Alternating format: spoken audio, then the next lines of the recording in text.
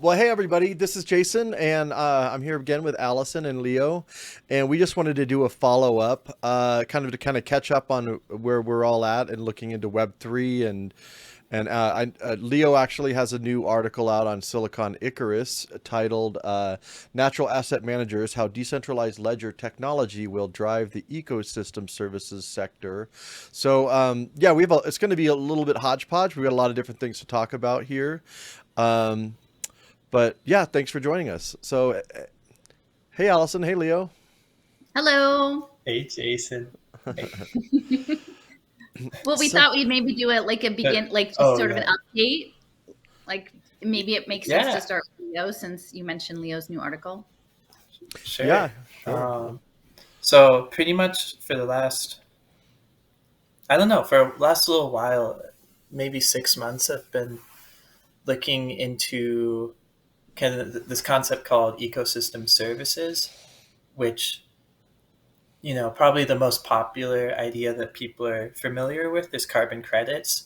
So the idea that um, you can measure and quantify some activity of nature that people decide is good or bad, and then either providing payment for that process or, like in the case of carbon credits, like outright making it an asset that can be traded in some way. And then seeing how, especially in the carbon credit market and ecosystem services in general, they're pretty much the whole sector is converging to blockchain technology or like distributed ledger on some level, uh, which I don't feel like is largely understood or realized. And I'd say, like in the article, I kind of point out two different, I don't know how I'd say it, like segments or momentums. One coming from traditional institutions like the World Bank or USDA and other like large establishment, like international BlackRock. things. Yeah, BlackRock, the Yes, EU, people. UN, Yeah. all these sorts of things. And then also the more like the Web3, the crypto space, and their like, collectivist and like often talk in languages or directly like talk about being anti-imperial or trying to, empower people in like relationship with one another in the land and stuff. And then like what I'm trying to point out is how those two forces, like that traditional like imperial force and this like supposedly um, like alternative path where people are trying to take care of each other and power each other, are really doing like the exact Going same the same thing place. using the exact same talent. Yeah. And yeah, exactly. So this is like this is kind of part one. There'll probably be a few more installments. Well, I really liked the both the laying out the particular elements of the program, but also the narrative structure, because I think like that's really critical for people to be able to navigate the spaces, seeing like being able to assess the narratives and like see the like where are they taking us and how are they using language and imagery and like this idea of belonging to something positive to lead people and obscure what is actually happening. Because the sensor, maybe you could speak a little bit to like the automation of the environmental modeling, because I think for me that's the Yeah. core. Like if we weren't doing that, like if we weren't blockchaining the world, like there might be some aspects of this that I could possibly get on board with, but not outside in robot. Yeah, definitely. So like this entire system, the whole like the conceptual basis of this is quantifying nature and using all of the technologies possible to do that, which is probably the most heavily used is satellite imagery.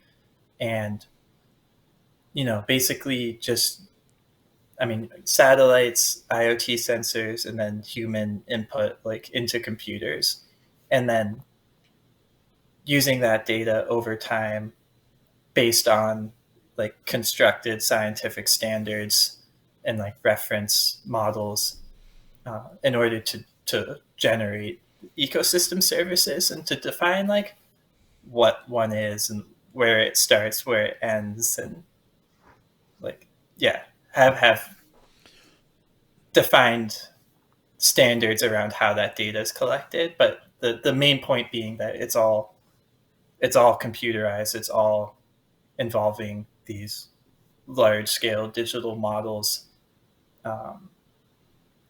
and that you can't like it just isn't possible to do this without that, or there's no, it's not like, yeah. They couldn't scale. Like if it wasn't automated, you couldn't do it at a global level. And that the standards are so central. You know? Yeah, and since it's all based on quantification and measurement, like it's just that has to be automated. Yeah, like you just said, there's not any room for this where it's, you know, I know. I mean, sometimes I've thought about like what would be, is there like a positive way of doing something like this, or because there is, we want to take care of the land. Obviously, like everyone agrees with that, and yeah, just how do we do that? Or people just do it. A lot of people just do it, and that's like, yeah. But it's trustless. But this is just like this is trustless and completely devoid of like what we would call actual connection or like intuitive connection that comes from working on the land for years and years and being able to feel the cycles, see things. It's just not stuff that can be reduced to data. But yeah, I think that point too about like the fact that there are real problems that they're addressing, and that's how they hook people, because you hear it and you're like, oh my gosh, so we got a train coming, huh? yeah, we do. There's a train. Sorry. But that's the challenge that I've had, is just like acknowledging the real and very serious issues that we have with our ecology and with a lot of the issues that are purportedly being addressed here. And then you have like people from the left like ignoring like the fact that this is really centered around markets, and it's really, there's this technology, and there's a lot of things that are just like about it that are just kind of, I would argue, fraudulent in the ideas that again, the technology and the automation involved with supposedly doing this is not ecological at all. But then you have people that are more conservative that just like dismiss the environmental concerns out of hand, and they say, oh, it's that. So it's like you end up like not getting people to come together and like actually dealing with the thing in all of its facets, Definitely. And I'd say like a big part of it too is, I think why a lot of people are hopping onto this is there's money, It's like you're just getting paid for, all you have to really do is sign, some contracts and have a service provider like use satellite imagery to look at your land and say how much carbon you sequestered, or, soil, like soil organic matter is in there, and these different measurements, like, and not really have to change that much of what you do in some big way and get paid for it. So there's just, money for farmers or people that, like conservation groups or whatnot, that just wasn't there before, and they don't really have to do all that much different besides just sign on to it. So Right. it's hard to, and obviously there's very few, I don't remember the numbers, but like small farms and stuff have been struggling for a really long time. Well, then Alison talks a lot about like just the gambling piece of all this, and so you get that whole the gamification of it as another aspect that, the idea that this is going to be some pure thing is pretty absurd. I mean, we already have a history, of looking at carbon credits and the markets. I mean, people have been talking about the fraud around that for a long time. That's not even a new thing. Yeah. But what's kind of hard too is that that's always used as an excuse to like move deeper into the We need more technology, and that transparency. Yeah. yeah, more Accountability. transparency and better standards for the MRV is what's called the measurement response and verification. I think I have the R messed up, but it's basically the process of how carbon credits are um, like issued and verified and stuff. And they're always saying all these articles on the blockchain based ones are from Vera or Gold Standard, which were two of the two of the largest carbon credit standard agencies. That it's like, yeah, we just need to make the MRV systems better, more transparent, and then basically the whole thesis, especially in like the crypto space, is that the better that the data is, or more transparent and verifiable, the more valuable it is. Can you So scroll back yeah. to those colors, Jason? Can we just leave it there for a second? Sure. Go ahead. I didn't mean to interrupt. Oh no, you're good. What was I saying? And that yeah, which is sort of interesting too from like an AI and machine learning perspective, is that the data that is more like that they can say is more concrete or more verifiable, has more provenance, is more valuable computationally, is interesting, and then also more valuable in terms of like in the markets and investors having like confidence that that carbon credit is gonna like withstand over time and isn't like double counted or whatever. Yeah.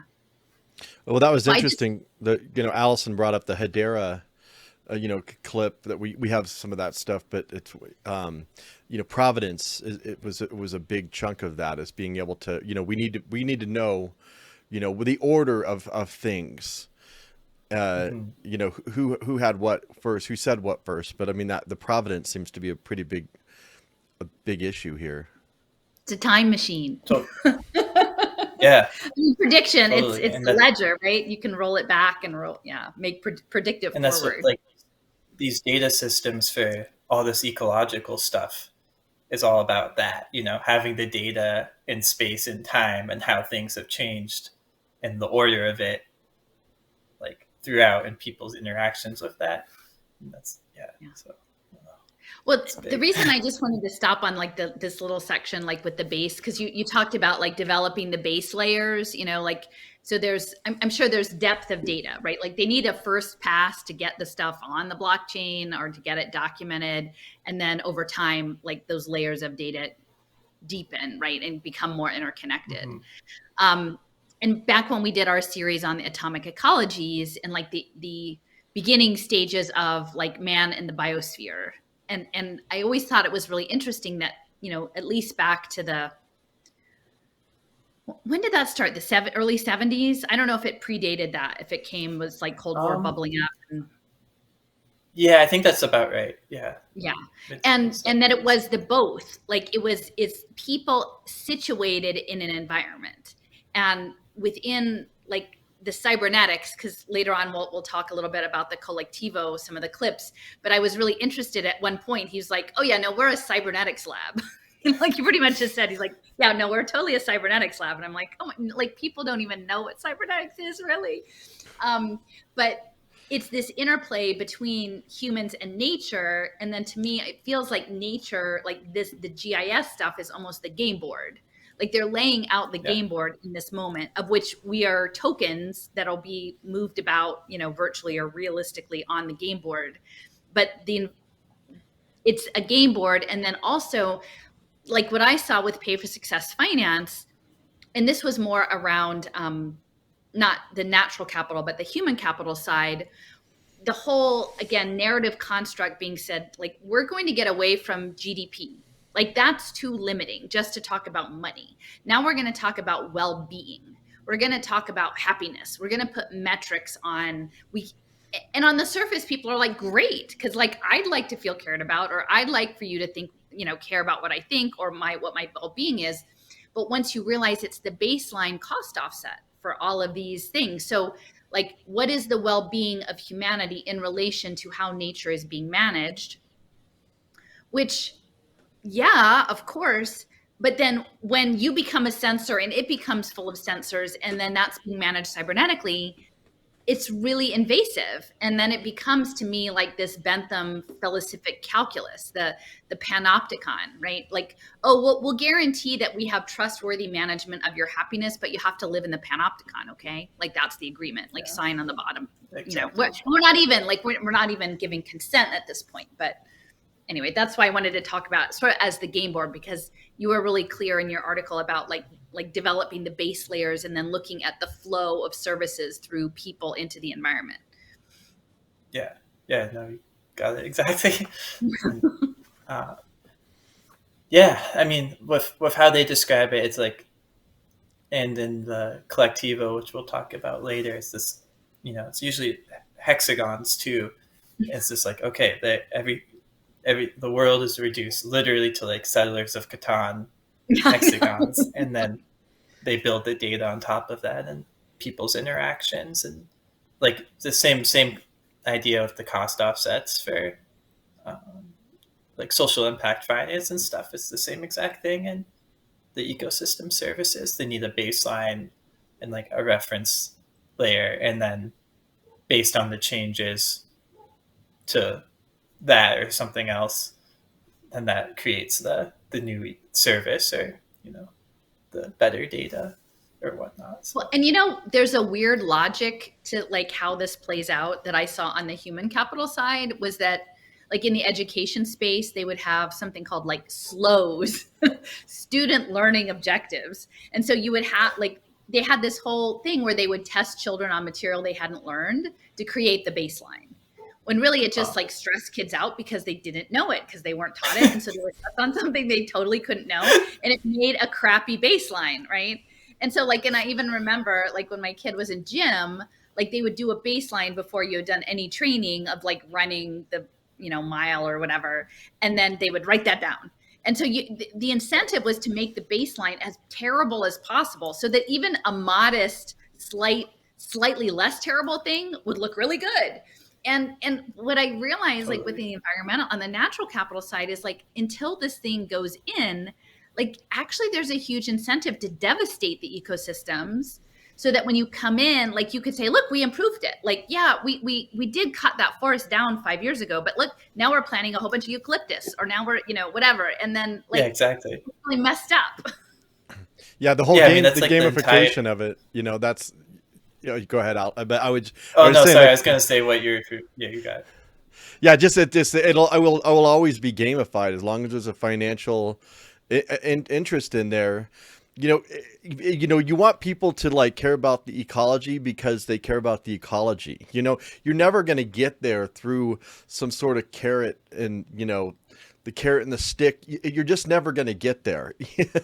You're always going to have people, if there's money to be made, people are going to figure out a way around that, leaving aside the fact that they're doing all this harm, just creating the technology to suppose, even if you gave it the benefit of the doubt that it was actually for what they claim it's for, which it's, I would argue it's not.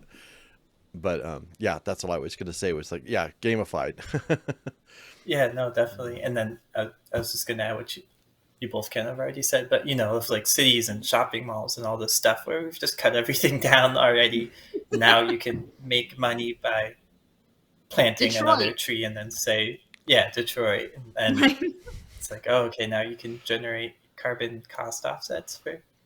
Well, I made a comment on doing it. There was a video where they were talking about, giving people tokens for picking up trash. And I was like, I made the comment that like, yeah, people need tokens in order to survive. You're going to see trash just that wouldn't normally be there just suddenly start appearing at night that they can come pick it up. So people have an excuse. I've spent a lot of time in the hood, Kensington, but just seeing all the, people get creative, and I don't, you can't blame them or whatever, but people in those situations, in order to survive, come up with pretty clever ways to even on that level to figure out ways to game the system, which I don't blame them, because they don't have any real opportunities available to them. but yeah, you're just yeah, the whole financial incentive thing is just not the way through. And that's the problem, is like all of this is based on the assumption that games are good, gamification of life, that markets and the economic system, they're not actually addressing why we're in the position that we're in to begin with. Ignore the military, the role that the military is playing in all of this. That's the discussions about all these things. It's absent that the fact that this is, that then they're still there. It wasn't just like the origins of it, but the military is still there behind the scenes. Well, and Yeah, I and feel I like feel like that's the the Cold War. I was just going to say, like, that's part of what I was like, the installation of the space satellite infrastructure, like, that happened during the Cold War, that's now like framed as like peace, right? Or that's the narrative that will, like, oh, we did all of this stuff in space so that we can save the planet, and yay. But like, it actually is just another form of warfare. We just don't recognize it that way Yeah. yet. Yeah, definitely. And I think like one area where the ecological stuff is more visibly just a part of the whole military like framework is the risk analysis that like primarily the insurance companies are really involved with. So all this ecological data and like large scale simulations of the environment, the oceans, and weather and land and all that, that's all being used as like to basically develop insurance contracts and deals for these natural assets and ecosystem services that now have a financial value to them. Um, and so you see, like, it's not in this article, but probably the next one will come out will mostly be about the insurance industry and that whole paradigm. But what I'd written about in the past, the Matiga Solutions working with the Danish Red Cross on a volcano catastrophe bond, where they basically, Matiga Solutions was the modeler, like the simulation maker, to determine like what level of volcano eruption should elicit how much payment by the like insurance contract, and creating all those thresholds and that sort of thing. And they just are a military contractor and like work with a lot of like European military industrial type organizations. And they're also a part of um, they were sort of incubated out of Microsoft, the Microsoft planetary computer. They have like that whole initiative, and Wow. yeah, so Well, there's a lot there. This morning I was looking at this Conductor platform, which is Condtrr, which is, it's actually they're so tricky, because when you try to do an online search for it, they'll say, do you mean Conductor OR? Like, so I think they chose that name to actually make it difficult to search for, because it's actually it's not a name that shows up very easily. And it was really, until you mentioned that about the risk, I went to their YouTube channel and I was looking, and a lot of them were about risk management. So like, that's military simulation risk modeling. But like, I do wonder the extent to which the big insurance companies are like hand in hand behind the scenes with the military simulations. And specifically some of the narratives, and I haven't watched the whole thing. There was like a 2-hour presentation, but they were talking about managing risk in terms of like activism. And one of the short clips, they again, it's supposed to be a crisis simulation model, right? Like, none of these are, the implication is like, they would never interfere in actual social media. All they do is like, they create a sandbox to, give to companies and the military to play out these scenarios. But, that's the story they tell. But one of the scenarios was specifically about like a beverage bottling company and activists protesting water. Like either, I don't know if it's contamination of water or privatization of water. And then the whole simulation was how they would manage and contain activist sentiment against perceived like inappropriate corporate undertakings around water and natural water systems in that. And again, it was like very specifically managing the risk through social, like in the simulation, to dampen down, the activism. But like, if you substituted, another, branded, red and white branded, soda company, right, that also does water, like you could swap it out. It's kind of fascinating to think about, like, they're so far ahead of managing us, like activists. And I did it myself, like when I first started doing my education work in like 2015, 16, I got a Twitter account and I thought I was being an activist. But you're not meant to know about these other, like, that this isn't our game. Like, it never was our game. It was always a military game. So anyway, I just, when you said risk again, like, I was like, oh, that was all over the stuff today. It was all risk modeling. Should I bring up that clip? Yeah. I'm trying to. Well, I don't want to interrupt Leo till he's done. Like, No, that's Okay. Oh, yeah. Yeah, we can come back. Yeah, to I mean, okay. Yeah, I am curious because I didn't get a chance to check out the conductor thing that you sent this morning. And that did seem. But I'll just say, really like, since this image is up, like, essentially, again, their framing is that, like, they're just creating like sandbox enclosed scenarios for companies and NATO and the military, but that they have like profiles, and they have narrative arcs and this pattern of life. And then you can see it's a very odd choice of this DNA modeling, that you have the facilitator who literally, like, I guess has eyeglasses on, but looks like a bandit. Looks like she has a bandit mask on, like at the keyboard little with raccoon the face. And then the player is at their own desk, like interfacing with this, like, and there are cascades of events that happen depending on your decision tree.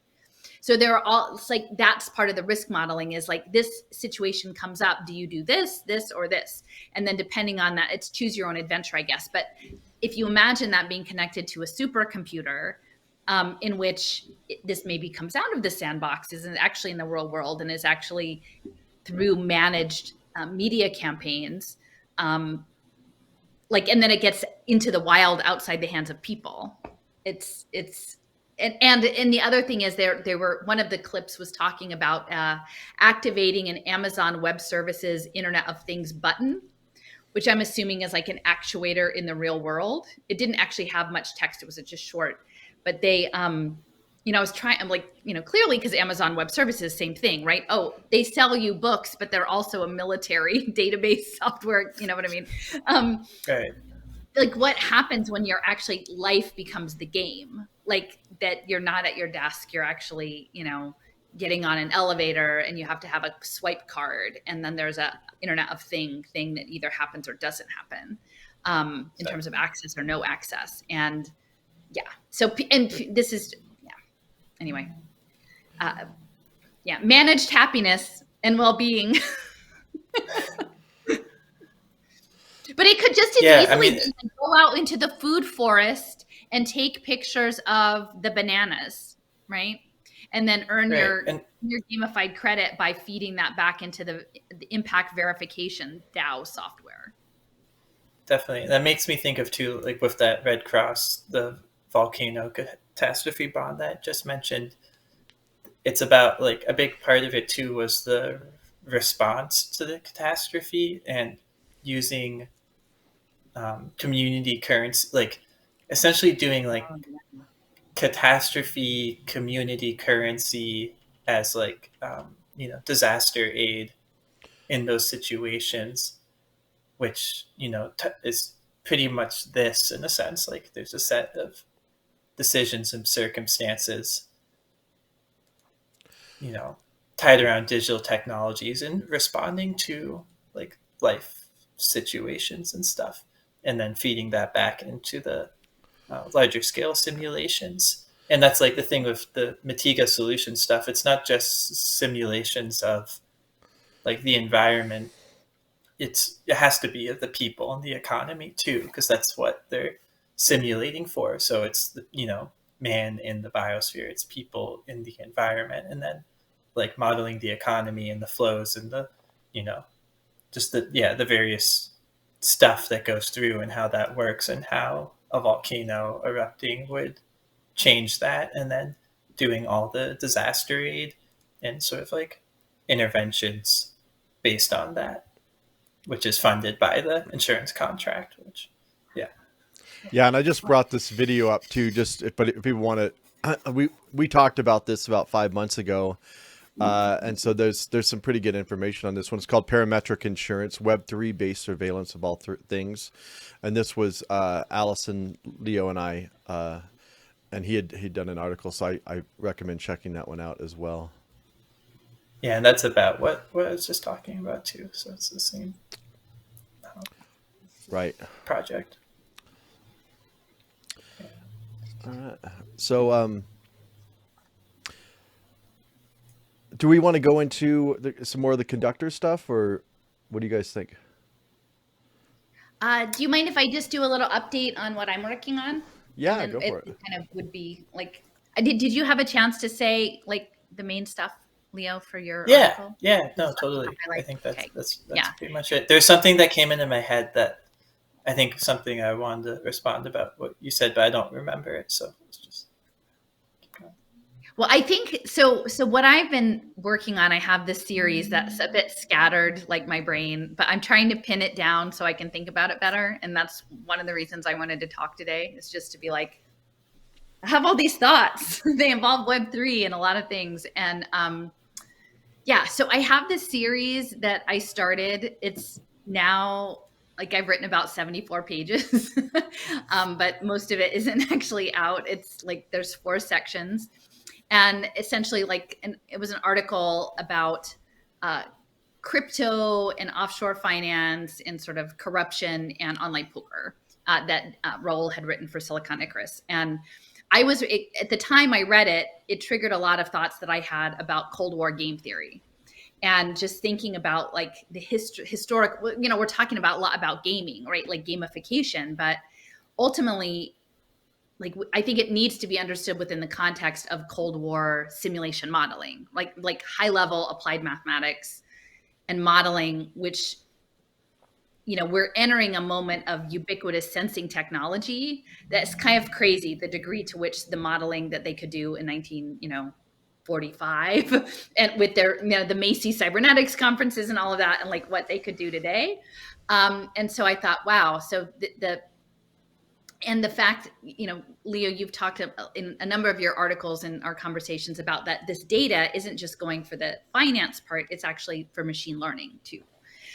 So as we live in the panopticon, we're actually training the prison to be a better prison, kind of like, or a more resilient, less anti-fragile containment device, I guess, is sort of, and so this series that I'm sort of in is looking at poker and this idea of gaming and prediction, and also about like decision theory, and then what this maybe attempting emergent artificial general intelligence thing needs, which is like to try to pin down human ingenuity, like spontaneity, creativity. It's and oftentimes I think it is all of that in us in relation to our environment, right? So it's not just it's us with one another, but it's also us with the natural system. And as best I can tell, this mechanical system, it can find patterns, it can replicate, it can mirror, but it can't actually be. And I don't know, Leo, there was like one really good line about in your article. Can we bring up the article again for a second? Like it's near the beginning about the fur and the fish. Both leverage our deteriorating dance with the mountain, streams, ocean, fish, fungi, and fur to sell us a new rhythm. However, this new beat, shaped by the doctrine of mathematics, is designed to channel our laughter, spontaneity, despair, and mundane routines into engineered circuits. These circuits project reflections of our movement, light, and thoughts in a digital version of reality. Fast computer networks, trillions of communicating circuits, serve as the bones. By detailing the specifics of how this process is unfolding, we can begin to grapple with reality and face ourselves in the present. Yeah. And that like really hit home for me, because like I think that's the piece that we hold on to, right? Like it's trying really hard, but I don't think it's going to get to where I don't think it's going to be fully realized. like, we shouldn't No. just sit back and not do it and not try to explain it to people. But like, anyway, so that's like, and one of the things I really wanted to talk about, and maybe the next thing we could do, Jason, and it would be great, like, if you want to update people with sort of like where you're at in terms of like what you've been sort of thinking, too, is the interspecies game, because there's an 8-minute clip that really lays out one of the things I wanted to talk to people with you guys about is like developing a deeper, like trying to find better ways to talk about Web3 in ways that go like beyond the cryptocurrency NFT conversations that so many people are having, especially around the FTX stuff, and then understanding it as cybernetics and as governance and as tokenization, both for of translation of value, but also signals, like using these tokens as a signaling process, and the way in which this will weirdly mesh with like democracy, like reimagining what democracy and communal participation is, and reimagining possibly signals within like gene editing or frequency editing, like there's some sort of biochemical frequency based process. I think they imagine like as we emit our signal of like who we are, what we value, that there will be some intermediary process that will be enacted upon us, either with or without our perceived consent into this. So I think this interspecies game clip really touches on the narrative, which was what was so lovely, in addition to laying out the particulars of Leo's intro to that series, is that they've got a story in their back pocket, and they're hitting it pretty hard, right? And they're going to take you down the road so far that you're not like, if you're not aware, it's going to be hard to get back. And it's a road that they've managed that's going the same place as the BlackRock, IBM, Department of Energy, DARPA, EU, whatever, exactly. Road. The same road. It's like a wine. They're going to take you down the primrose path, let me just say. And if we at least sort of say, or the aconite path, maybe that's the crazy gaming studio. The aconite path. Don't go down the aconite path. Stay like dandelions, like find the path. Like my mom sent me this card. Isn't this so sweet? Oh, that's cute. Lions. So yeah, that's really cute. So anyway, so that's sort of should we play? Yeah, let's. I haven't actually watched this yet. So yeah, let's. Oh, okay. Yeah, I feel like it's a good time to. Good. Yeah, so I don't think we need to do all 8 minutes straight through. Like, let's do a couple minutes and then pause and see what we like. Maybe do a round robin of what we heard. Okay. And just for an intro, so Leo and I, gosh, was it like last summer? We did.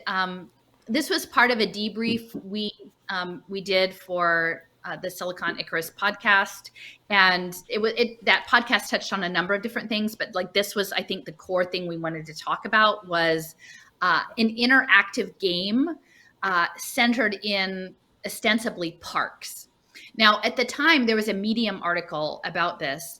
And at the bottom, there was a clip for essentially a pitch. They were sort of pitching their project to Sovereign Nature. This is Curve Labs, and maybe Levo, you could say something about that, and Weave. They were pitching part of a pitch team, and I guess they got funding to do an implementation pilot. And so when I went back, I pulled this short clip of their pitch, and it really to me speaks to, again, the intersection of financialization of nature, but according to the Primrose Path narrative, democratic participation, the perception of commoning, but actually like privatizing the commons, and like behavior management and gamification. And against this backdrop, and before we start, maybe Leo, you can say something about Curve Labs and your next phase of work, and Trent McConaughey. But Trent McConaughey of Ocean Protocol was one of the judges. He doesn't show up in this clip, but this is part of a 2-hour presentation with a number of different teams. And I think he was one of the judges. And a lot of these people are based in and around Berlin. So that's my intro. Okay. And then when you want to cut to talk, just maybe let me know. Let Leo say a couple things about Curve Labs. Yeah, so Curve Labs, I'd say like the if you go to their website, the first thing in like big letters that comes up says, "We build digital souls," and they also, yeah, and they describe themselves as like essentially a cybernetics laboratory, or they literally use those words.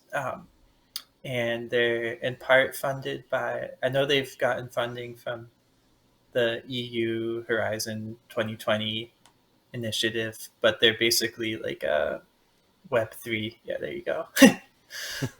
um, like a Web3 lab that work on a number of different projects, and one of the ones they're involved with quite heavily is called Collectivo, which is basically one of the Web3 projects that does all this ecological asset tokenization and governance and like local economic systems, and selling carbon credits and other like ecological data, and like they're very much representative of like the Web3 side of the whole ecosystem services paradigm. So Curve Labs is building that, and then they're also highly involved in like Cello, which I'd written about quite a bit, which is also very representative of the Web3 side. Well, and it's interesting because I'll just say, like, I have a friend who was very interested in the Medium article, because they're actually in it doesn't come, although the guy has like a star thingy come off of his head, so that's a bit odd. But like, there's the Medium article has a lot more esoteric sort of language. Like, they're literally talking about doing rituals in the park, and I don't know, do you say sigils? Like sigils and oracles, right, and rituals and Is this it? You know, yeah, that's it. You know, if you read through, there's quite I mean, when I first read it, I was like, whoa, this is a little strange. It's centered on a tree of life. So that has its own sort of, you know, but the tree of life essentially is a DAO. Like, what they're talking about, it isn't a real tree. It's an organization that is structured as a tree. And so she was very interested in this. And so she sent it to her, like, a relative who was sort of a systems architect at a, you know, a high level computing firm in Seattle, you know, someone who knew his way around the block, you would think. And this person responded like, well, we looked at it around our office, and we did not know what to make of this at all. We think it's a joke. Like, we think this just must be an April Fool's joke or something. Like, this is dumb. Like, it's dumb. It's a joke. And I think, and this is someone who would consider themselves an expert. And I think then it's a challenge because, again, look, it has 52 followers. Like, you look at some of these things like Protocol Labs, and their YouTube channels have, you know, 5,000 subscribers or like 200 views on a video. It's not the IBM, right? It's not Andreessen Horowitz. It's not Blackstone. And yet I feel like these are the people who are weaving the infrastructure and doing all of the pilots, so that, like, when the time comes, it will all be going online, and it is very well connected. So, you know, that's why it's so hard to have these conversations, is because people just write it off like, well, that's not IBM, or that's not this. And they don't realize behind the scenes, there are these larger connections. So. Yeah. And that's the challenge. Yeah. Too, and they are funded by Andreessen Horowitz. Yeah, okay. Right. they are a main investor in Cello, and they get grants from surprise. Cello, so, yeah. Right. Well, I said, like, did they not look it up? Like, the first thing, if I saw something odd that I wasn't familiar with, like in my industry, like, I would look up who these people are, or who's funding them, or like curious, right? Like, I would be curious if there's this new technology. But literally, and this is something I kind of touched on in the series I'm working on, is I feel like they have gamed this out like 10, 20 years out. And so each of these episodes is set up to usher in the next phase of the plot. And so, like, the crypto, the Bitcoin, the crassness, the corruption, all of that is meant to then fall away, and then say, well, it's just a tool. We could use it for good. We could use it for the commons. And, like, it's not, the tool is neutral. This is a neutral tool. And look, those people, either they were misguided or they were corrupt or what have you, but we can use the tool in this way, like, here, follow me and I'll show you how we do it. And if you don't have a larger understanding of the sensor networks doing all of the data verification are ultimately a cybernetic military mind control game, like, you're gonna miss it.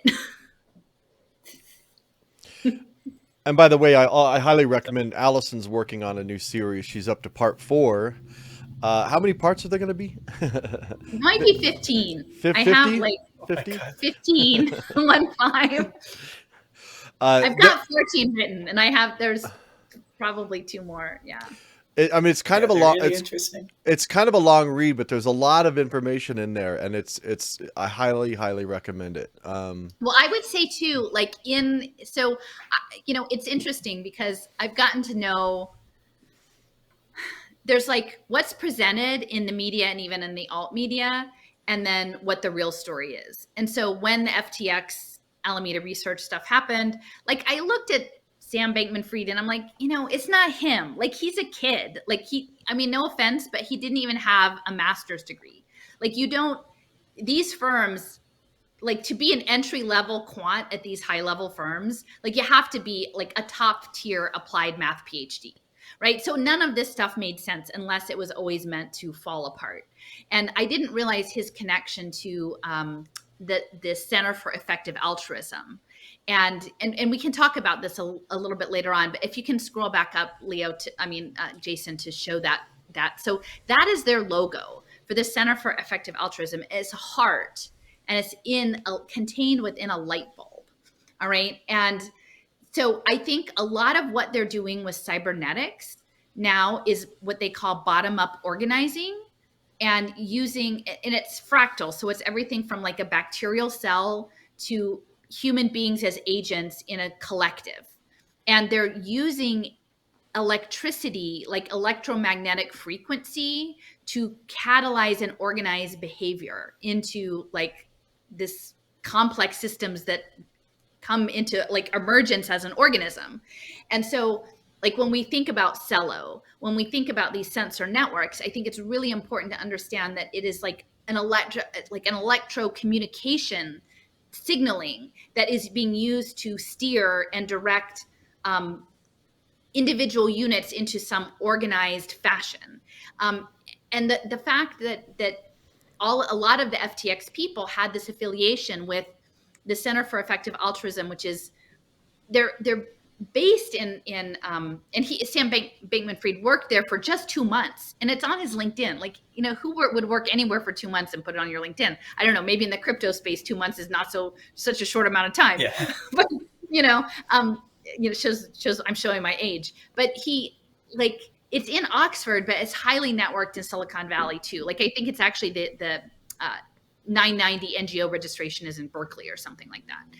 But it's centered in a building with like the AI governance and Nick Bostrom's Future of Humanity Institute. And so it's charity situated within AI governance, big data analytics, and like forecasting of this quote unquote like long-termism of like, how do we navigate next gen, like the coming singularity, I think is what they're talking about. So nested within that, like Eric Drexler, who is like one of the fathers of the molecular engineering and nanotechnology, like, he's embedded in all of that stuff.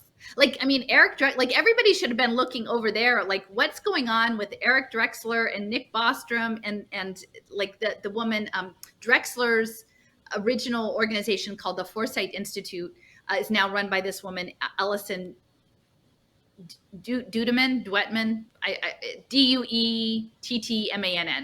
And so she's running it out of San Francisco, and like, she's Eric Drexler's sidekick, and she's pitching to Protocol Labs, like, all of these emerging technologies, all of them emerging.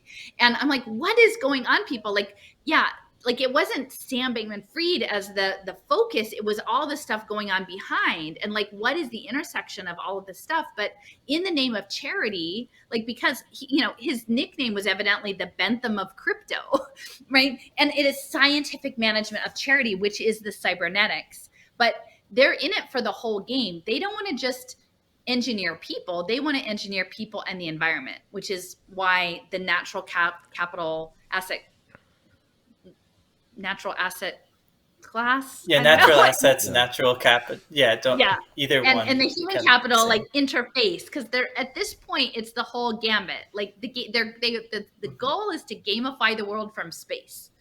So anyway, so Yeah. All right. Well said. Well, let's start this. Just let me know if Oh yeah. when you want to stop, and I'll stop and we'll chat. Thanks for having us. A little disclaimer on our side. Interspecies games the fuse between Curve Labs and Weave teams. So our presentation is going to be at hyperspeed. Little forgiveness for that. At Interspecies games, we think financializing or tokenizing nature is not sufficient enabler for sovereignty. On the contrary, this approach risks the new creation of algorithms of extraction. Thus, we think agency must be embedded in interrelationality of species and their environment. We propose playing into existence a new paradigm of a networked agency of interspecies context. Nature doesn't need our charity. We need more robust and convivial forms of engagement to create new relations of solidarity between humans and nature that would foster Can we just pause interspecies for a engagement second? and coordination towards the realization. Okay. So like this is his pitch, and I mean, I like Jason, do you have thoughts about some of the languaging here? Because I mean, it's interesting, like conviviality, right? Like he's posing this as not extractivist. Like this is the opposite of extractivism. Like what's coming is that we go and we participate in this game. Like we almost create And it through the game. And this argument for saying it's not extractivist is by like letting people be agents. Yes. Sovereignty. That's digital. Yeah, that's like digital identifiers and letting them. Well, and then he's like, I well, mean, he's it's like, absurd. It's letting them be the. It's even deeper extractivism. yeah, for sure. And he's like, nature doesn't need our charity, but I mean, I'd agree with that statement, but that's, there's, yeah. I'm but still it's trying market. Like this is all Right. about like a market, and and this imagery is very interesting. I mean, it wasn't on the Medium article, like this particular, some of these visuals, but it does have this weird feeling of some of the like weird AI blended. Yeah, I don't strangeness. even understand what the meaning behind that is. Well, I mean, I To think me, that's that a seems portal. like the veil. Yeah, Yeah, it's like behind the veil, like what would that be? On the tarot cards. Open the door of your mind. Yeah, symbolic of like the deep unconscious.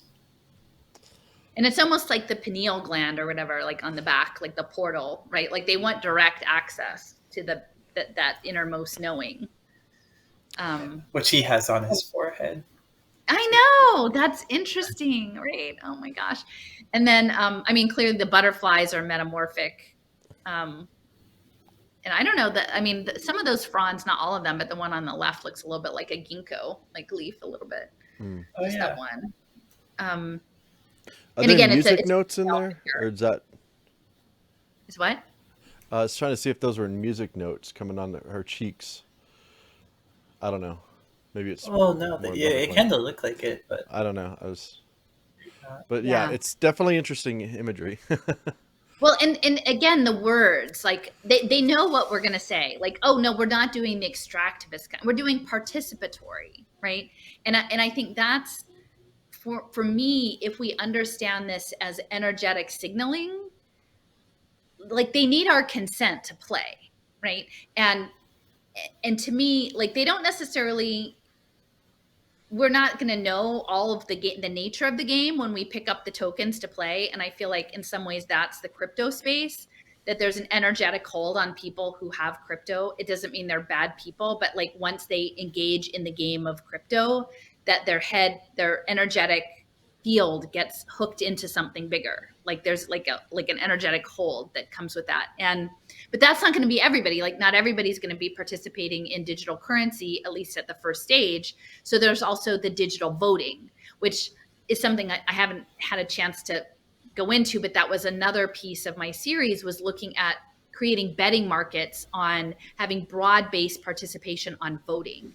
And what we'll see here later on in the clip, they talk about people making suggestions for resource allocation in the quote unquote park, which is really a DAO, a decentralized organization.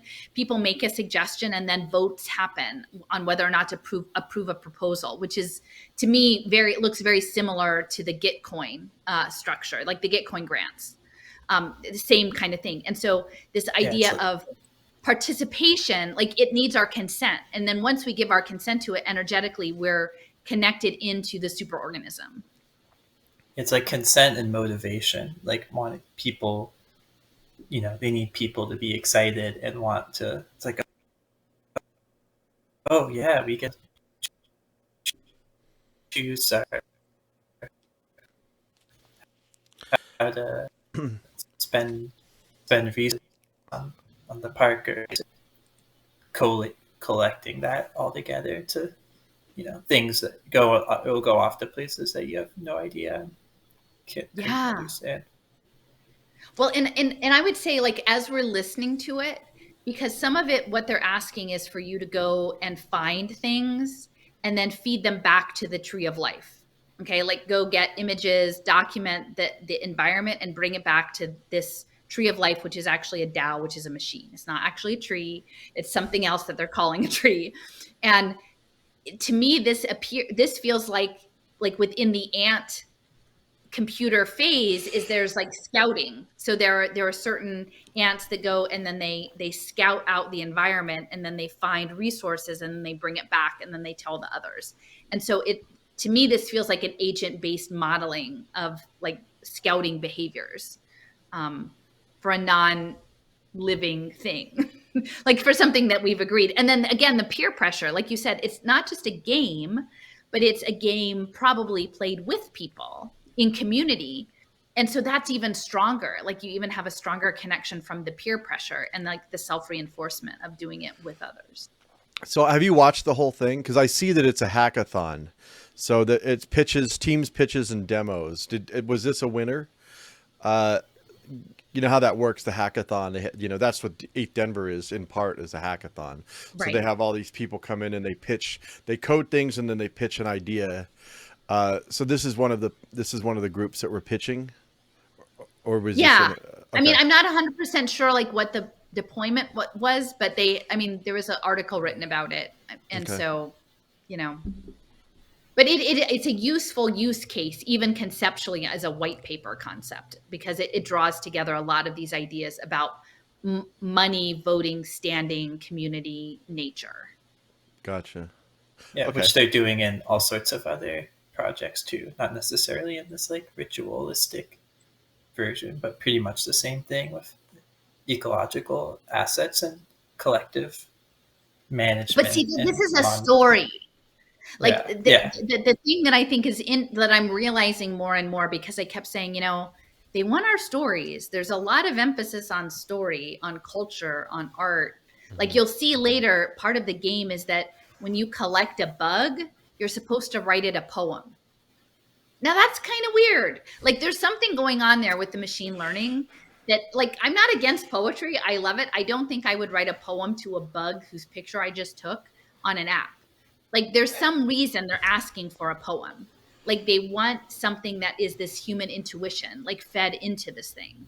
So I think the artwork, the drawing you into like you're a participant in fixing the problem.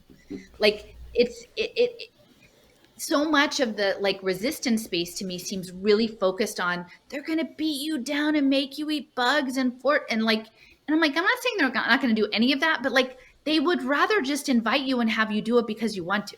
Mm-hmm. Well, we were talking earlier about like the Chat GPT and all the AI art, and I was at a friend's house. Was it last? No, it wasn't last night. It was the other night. and he was real excited about the Chat GPT, and he was the art, and so he was like, "Oh, just say something, just say whatever comes off your head, And he was like, so he's like, you put into different things, and then the AI generates a piece of art based on that, and there's like a feed of other people's work that's just like popping through a feed, and so you put it in, and then yours is added to the feed. So he's like, shoot, I hate that, then I have to scroll back and find mine or whatever. But like you were talking about, like you said something this morning about, like, you know, like it wants what's on our mind, and I was thinking about that in terms of that's what it was. It was just like, what comes to your mind. Say the first thing that comes to your mind. And actually in psychology there's actually a whole therapy where they do that, like the word association. There's, you know, where they like graphic profiles. I say something and you just say whatever comes to your mind, and they can like psychoanalyze you based on this sort of thing. Well, imagine. Yeah. Well, and the other thing is, like, part of what I'm trying to come to terms with, and like, I don't really know what I'm talking about, so I'm just trying to kind of talk it out loud and see if I can make it make sense. But like, Drexler was like, one of his most recent projects was working on a language for intelligent machines. And, you know, what I've realized, because, you know, I'm here in Philly and with Penn, is that there's a lot of stuff about organizing information, right? Like Leo, like we've looked at like Garfield and the what is the Vannevar Bush, is it Memex? I can't remember, idea. And then this Project Xanadu, Ted Nelson, and like Penn, I didn't fully comprehend that they had Rand, evidently. So, you know, one of the first, like, I don't know what kind of computer, like ENIAC was among the first big computers in World War II. And von Neumann like advised on it, and it was actually built out at Penn and then later transferred to Aberdeen. So we have this weird computer history. And then during the Cold War, like in the 50s, Rand threw off like one of their high power computer things and gave it back to Penn. And it was used for a computing system, not just for engineering, but for psychology and linguistics. So Penn for a very long time had this like computational structural linguistics programs, and then like high level linguists, and, you know, I can't remember his name, was Zelig Harris. And then he taught a number of people, including Noam Chomsky and Ted Nelson of Xanadu. And I think Garfield might have like spent time at Penn. So there's this deep history of like, how do you organize like cognitive neuroscience? How do we think about things? How does language help us think about things? How do we communicate? And once we get to these high level computers that can like, and we get everything on blockchain, and it's across time and space in quantities that no human can fully comprehend because of the vast amounts of data, supposedly like AI is going to be able to sift through that and do sense making of that in ways that are not innate to human experience, because it's at such a vast scale that it's just not transferable. So on the one hand, if there are different machine learning algorithms out there, they have to talk to each other about like, well, what did you find? Well, I found this. What did you find? And what do we do with it? And then there is some weird way that like, once it has a concept that it's communicating, it's like, well, what do we do now? Maybe we should make some sensors do some things. And then how do they talk to the sensors? And what does that even look like? Because I think what they're trying to do is build a language outside of biology, like build a language, because Noam Chomsky's like frame was a universal grammar. And what he said was that like language is innate to humans and it's sort of part of our biology. But I feel like once we give it over to DAOs and blockchains, it will have its own language outside. And what does that look like? And you know, Reiser, when I was looking, you know, at World Brain, he's talking about music. Like maybe music is the global language. Could it be like an annotation? Could it be like these directed acyclic graphs? Could it be like, and I don't know, but I think it would look like something that's not anything we would understand as language. And that maybe this chat GPT, these ideas of having a personal advisor, is like a step down, right? Like you can't understand what the AI knows, but there's some intermediary that will like break out what the AI knows about and then bring it to you in a way that you can comprehend it in some way, or that is some way actionable. And then possibly this step down into the sensor networks that then change the world. And manipulate us as programmable matter. So anyway, I was thinking music, I'm thinking pheromones, I'm also thinking art, because I feel like art, like we were just trying to deconstruct what the heck is up with that woman's face, like what is that saying? And so like I don't know. I was also thinking like Wait, yeah. Chinese, like it conveys a lot more than just a word or a sentence. So let me, if I could try to, or restate, or if I think I understand what you're trying to say. Basically, what the language that, with the focus on like computational linguistics and art and psychology and all these other different things that you wouldn't necessarily associate with like intense computing, or people wouldn't go there first, could be in part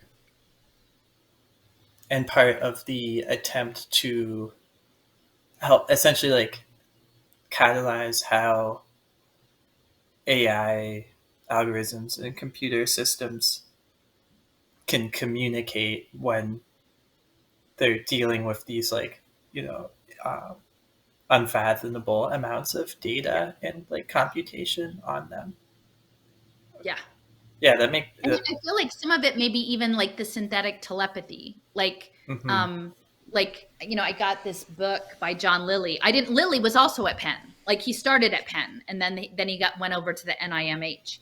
But he was the one who was doing all the ketamine and the isolation chambers and communing with other energetic intelligences. But later, anyway, he had many near-death experiences, and they said, "Okay, this is your last time." And then he went and like worked with dolphins. Oh, yeah. But it was like it was like the dolphin language, right? And so I feel like a lot of this idea, this quest for like psychical communication beyond language, isn't just like, "Hey, Leo, I'd love to like talk to you, but I don't want a phone, you know, in Vermont while I'm sitting here." But it's actually how would we interface with a high level, like something that thinks in structurally different ways than we're prepared to think within our biology.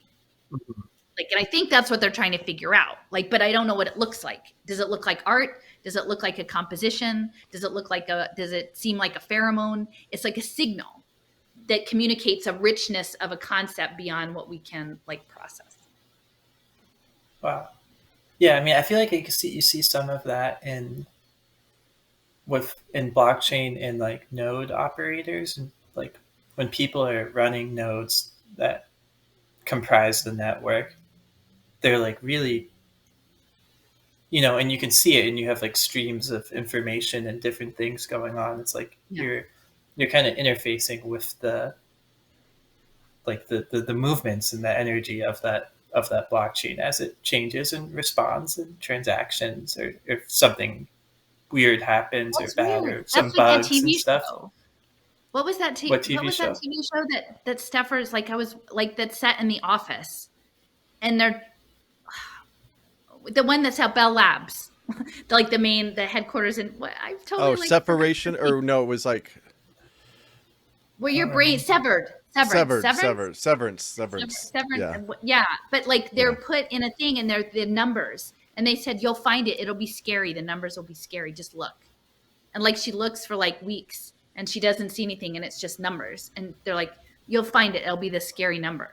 And then one day she's like, "Oh, there it is!" Like, but like you can't like you're looking over Michelle, you don't look that those numbers look scary, but like there's like an intuitiveness about that. That's interesting to think. So, yeah, I mean, and again, like there's how do we interface with it, and then how does it interface like different intelligences, and then within the sensors.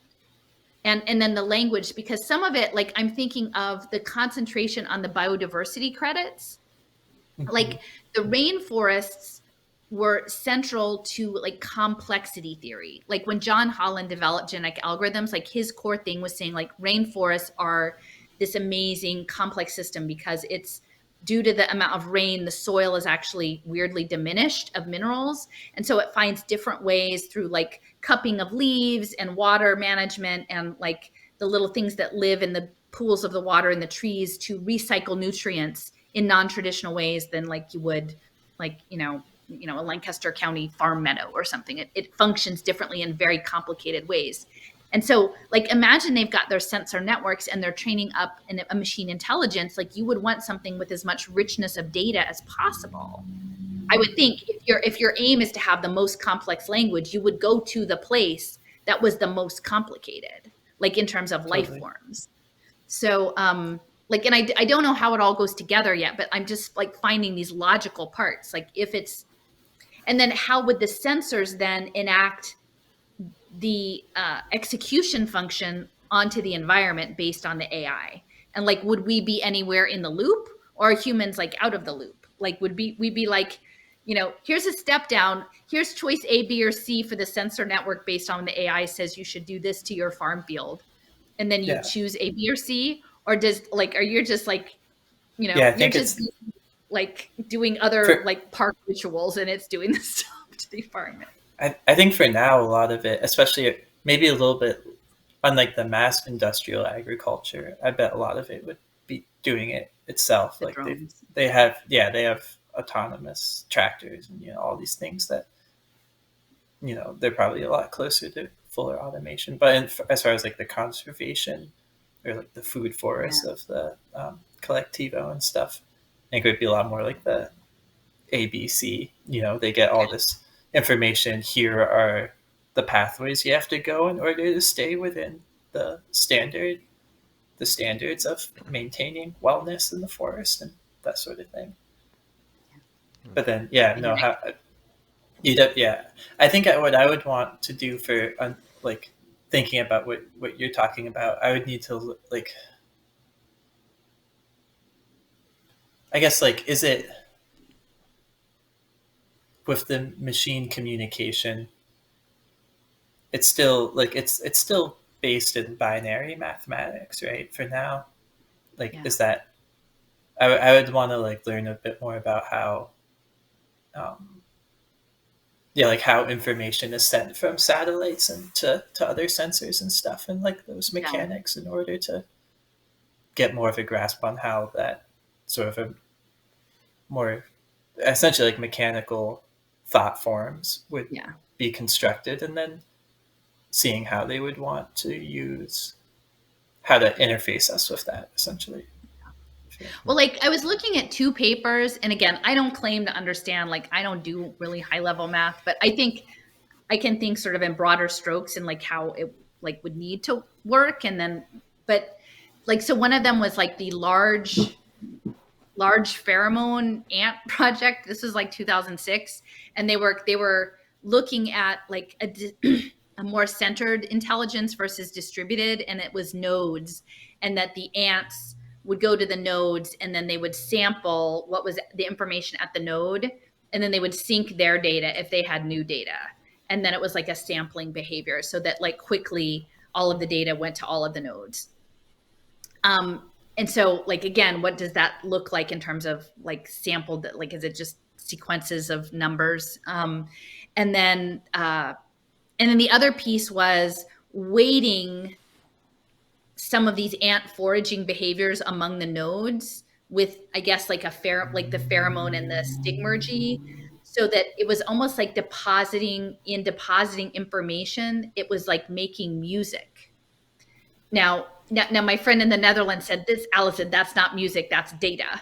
Like it's different, like MIDI versus, I don't really understand all that piece. Like it's not actually music, but they were interpreting like the pathway as a data signal, which is interesting now that I think about it, because way back in the day when I was still at Bartram's Garden, like in 2013, we had people come into the garden and do this data garden where they were trying to like collect the frequencies of plants and make them into music, like digital music.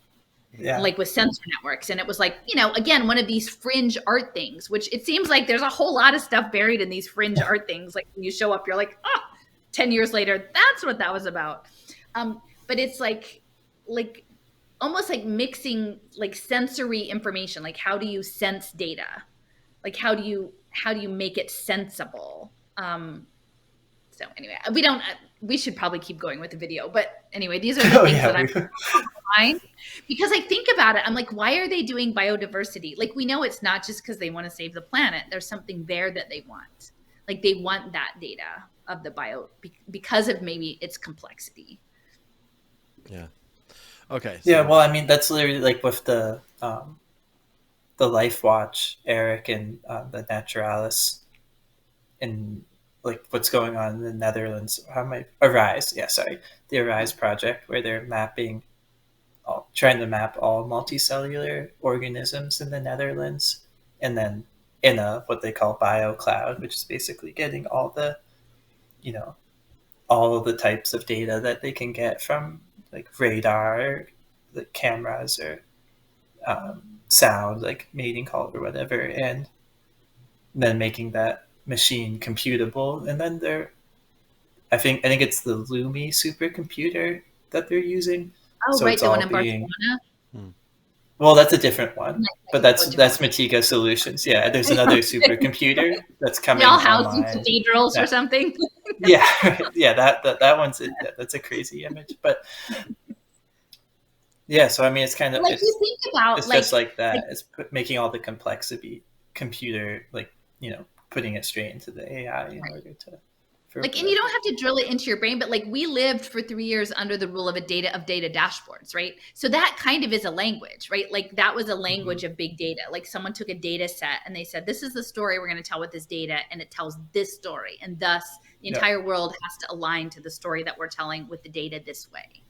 And so like a lot of the infographics, the data, like that, it feels to me like that's the beginnings of the interface of how we convey, and like why there's such a push for data analysts, because actually they'll be the linguists of the AI. Like that's what the data analyst will be. It will be a language, and then it will be a language that tells a story, right? And so they want to invite us into the story that they're telling with their data, even though that we know that there's probably, in most cases, multiples, if not dozens, of different stories you could tell with the same data. But with the solidity of it, they'll say, this is fact. You can't contest this data. It's our story. You have to be in it, Right. Yeah, definitely a narrowing down too. Okay, I'll play some more of this. Of a not only human regenerative economy. How to activate a new we, a new collective consciousness A new that we, allows us yeah. to summon and perpetuate an interspecies agency. We want to move from an atomized understanding of charity as the modus operandi for impact towards a relational one where transformation happens at the edges, unleashing viral dynamics. Our approach draws on the theory of social that's the choice edges. as Let me opposed to pause classical quickly. game theory.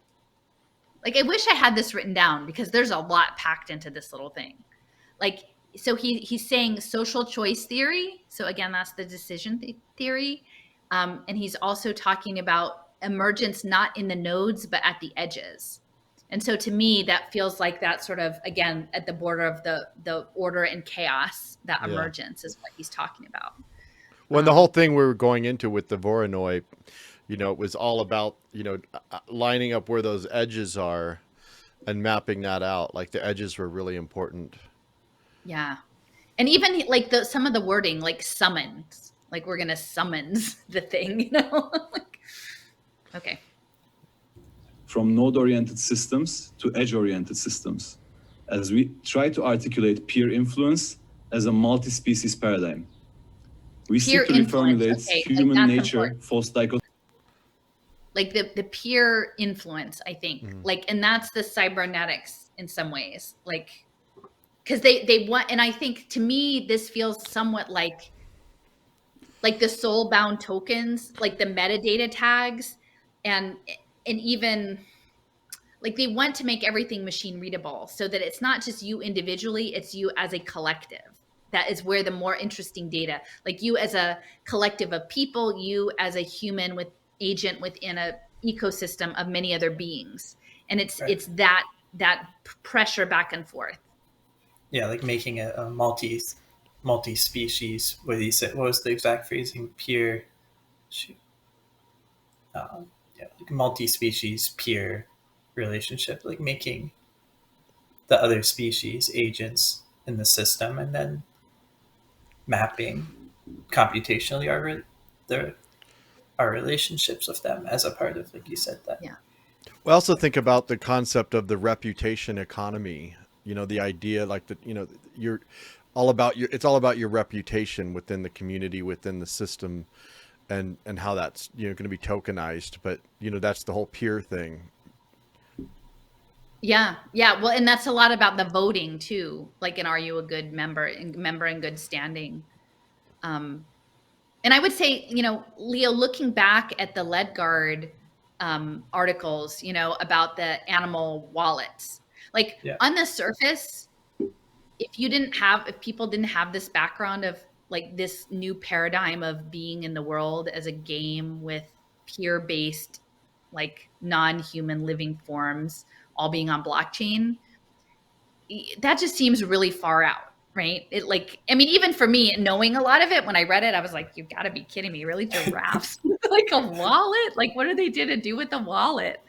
But if everything is are fungi going to have a wallet? Are they going to like have like, and for how Yeah, they much of it? will, because The fruiting body will have a wallet, and then the underground part will have a wallet, or they all get the same wallet. Like, I mean, where do you draw a boundary of like life?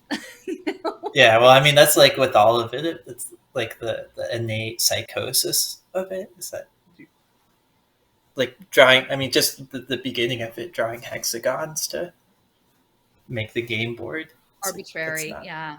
Yeah, it's all arbitrary. So it's all arbitrary, and then they'll make arbitrary decisions that don't work out, and then they'll change them into something that they can argue is more reflective of what it should be, and then they just continue that process, which is like, like what they do with the carbon credits. Oh, it's bad. They're bad carbon credits, so we need better carbon credits. They just do this Yeah. the same I had thing. I don't know how you guys, I like some of his stuff, but whatever. Alan Watt, the Buddhist guy, I had a clip where he was talking about, like the people that map things out are the people that are more concerned about the representation than they are like the actual reality. And he was just pointing out how like the city of San Francisco, how they laid out the streets. And he's like, you have these, these hills, and you have these really dangerous, they have the roads going straight up the street because they looked at a map, they looked at a flat map, and then they just mapped it out in like in this grid form, which was completely disconnected from the actual landscape. So I was just thinking about that in terms of the gridding of the hexagon, the hexagonal Yeah. maps. But that goes back. I mean, the mapping of Africa, or where, you name it, where there's not really any consideration of the people that are there, or the culture, or whatever. But it's a continuation of that kind of mentality. Although they're going to refine it. They're going to make it more scientifically and mathematically accurate, supposedly. You know. To me. Well, and I think the thing of agency and sovereignty is so important, like this sovereign nature, because like I felt bad about all of like the sovereignty discussion from the beginning of the lockdowns. Like, I was, me, Jason, I was pushing back on John Bush and Derek, like from the beginning on their sovereignty talk, on their freedom to talk, like centering all of that. And like I didn't know, I mean, really until maybe a year ago about the agents, like about the modeling, like the language. I didn't have that language to understand why the sovereign thing, but I'm like, you don't want to be the contents of a data wallet. Like you actually, that's not, I mean, I don't think like most people who imagine that they're part of some sort of alternative outside the main, like would want to self-identify as the contents of their digital wallet with their soul-bound tokens. But and the fact that they would apply that, not just like, again, they're saying sovereign nature, that they would apply a wallet, like that your essence is contained within a wallet, whether you're a flatworm, or you're a goldfish, or you're, a kitten or a person. Like everybody's got a wallet, and that's what you are, because to the AI, that's all you can be. Like there's not. And then increasingly, our sovereignty, even though we think of ourselves as individual, they're going to start to fall into like, there's going to be buckets. There's going to be like, oh, you're pretty much like this. We'll just bucket you with that. And like, yeah, you might have some outlier views, but we'll just set that aside for now. And you're in this bucket, and you're in that bucket. And you're like, and because like even the biggest machine, like they're not going to deal with the complexity of each people as a unique item. Like we're going to be these archetypes, and because that's how we're going to be managed in the game. And to think about applying that to like just the desecration of nature, like, and to even think you could try, like, no offense, like nature is subsumed within blockchain. Like now what, like nature is reportable to blockchain is kind of ridiculous. Yeah, totally. Through platforms leveraging automated logic, and game mechanics facilitating engagement around resource accumulation and collective allocation. Okay, so To game introduce- dynamics, automated logic, and resource allocation. Like those are all really important concepts. Like I Collective. really feel like I need to type that down. Yeah. Collective allocation. Automated logic. We do not want to live in the world of automated logic. Absolutely not. Use our game a little bit. The main game mechanic rests around the idea of the tree of life, an embodiment of the spirit of the park. In this context, the Volkspark Friedrichshain, which coordinates the narratives and user flows around the park. Coordinates the tree has narratives two and main the user flows. Can I just say that? Coordinates the narratives and the user flows in the park. Now, as best I can tell, like it's hard to say. Now, this isn't a particular park. This is not like Bartram's Garden in Fairmount Park. I think that this park and the Tree of Life is actually a DAO. And I think when they're saying go take pictures of bugs, it actually, they're not in like somewhere in Berlin per se, even though this guy says come to my neighborhood and take pictures. I think the concept is more broad than any particular park, but they're controlling the narrative and the user interface. I'm trying to read some of these words. It's almost like, like the metal bands where you can't read the writing. Game like, of Oracles and Game of Sigils and was the that- Tree of Life. Yeah. And Eric? Enric, Enric? and I can't see the I can't Zooms. read. Yeah, Pascal, maybe? Yeah. I don't know. Okay. Objectives: to become self-aware through oracular inputs and to enrich its relations with its community. The Tree of Life Okay, wait a minute. Can represents we just roll that back a tiny bit? Because I think what it just says there is that this Tree of Life wants to become alive with our oracular inputs. Okay. context the Volkspark Friedrichshain, which coordinates the narratives and user flows around the park. The tree has two main objectives: to become self-aware through oracular inputs and to enrich its relations with its community. The Tree of Yeah. Did you hear that? Yeah. The tree. It has two objectives.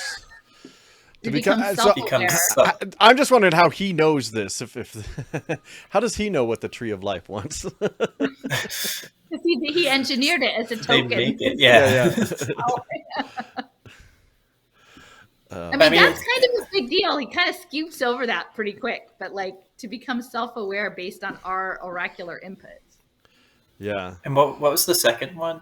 This self-aware through our oracular inputs, and then user flows around the park.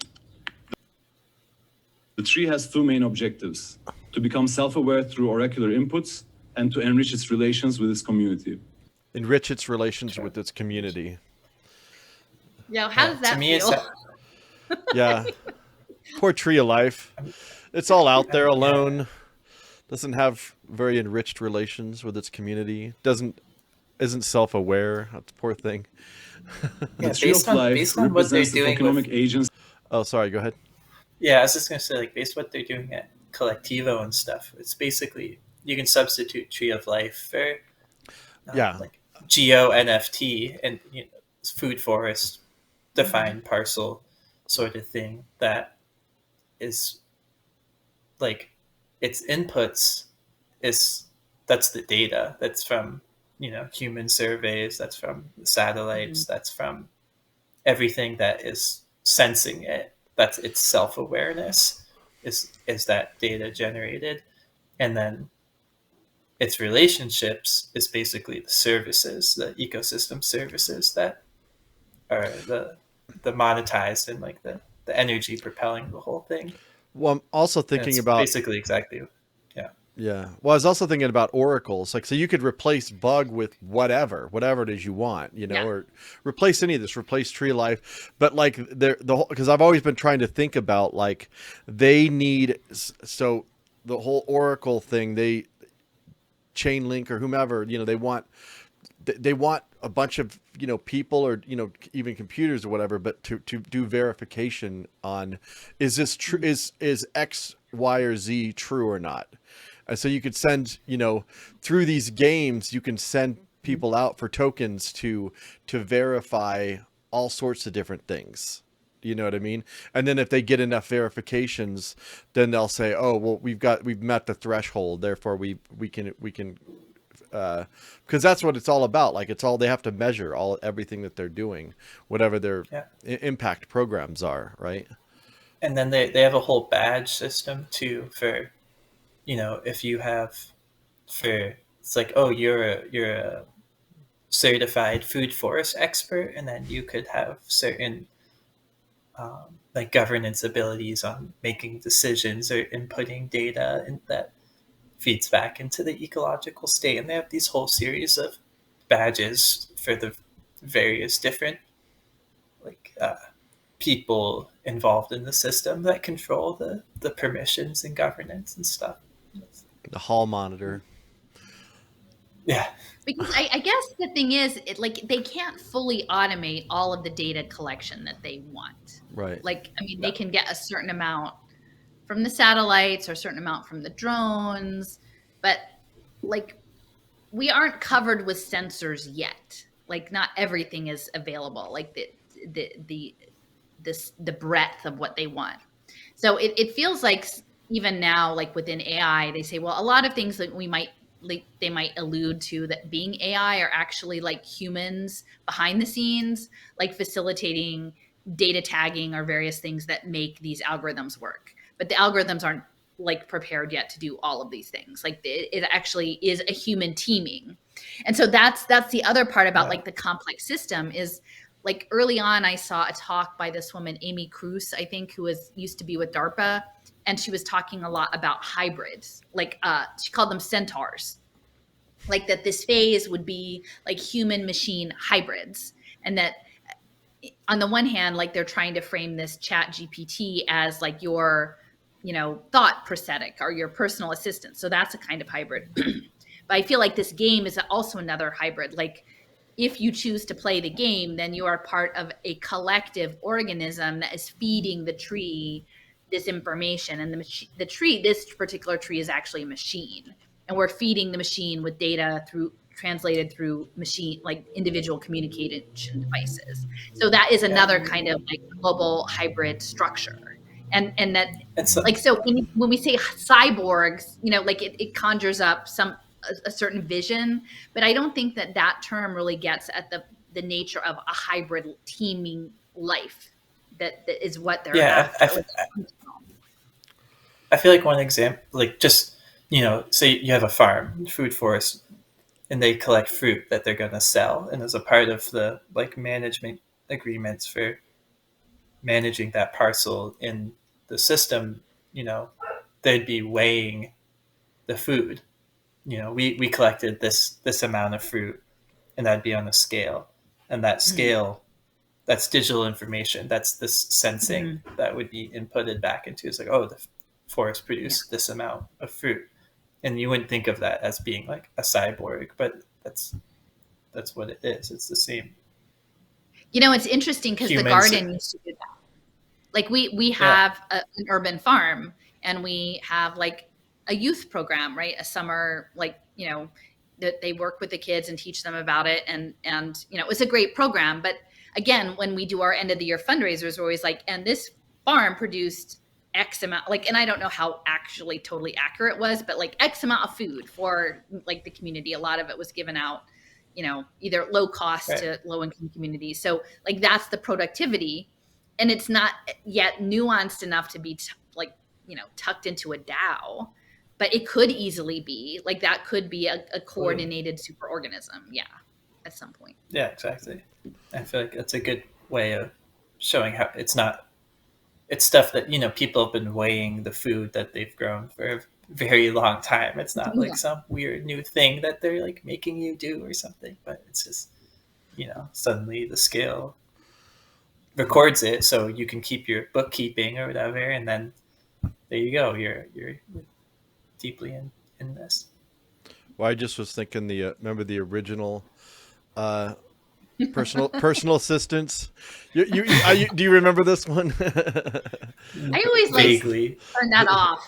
That was back when Windows, the old school Windows, they had this little guy that would pop up. That was your Windows. Oh gosh. Stupid. I think Windows XP was the earliest. No, they had. Well, and I would say that's not look the at earliest. the images Windows there. 95.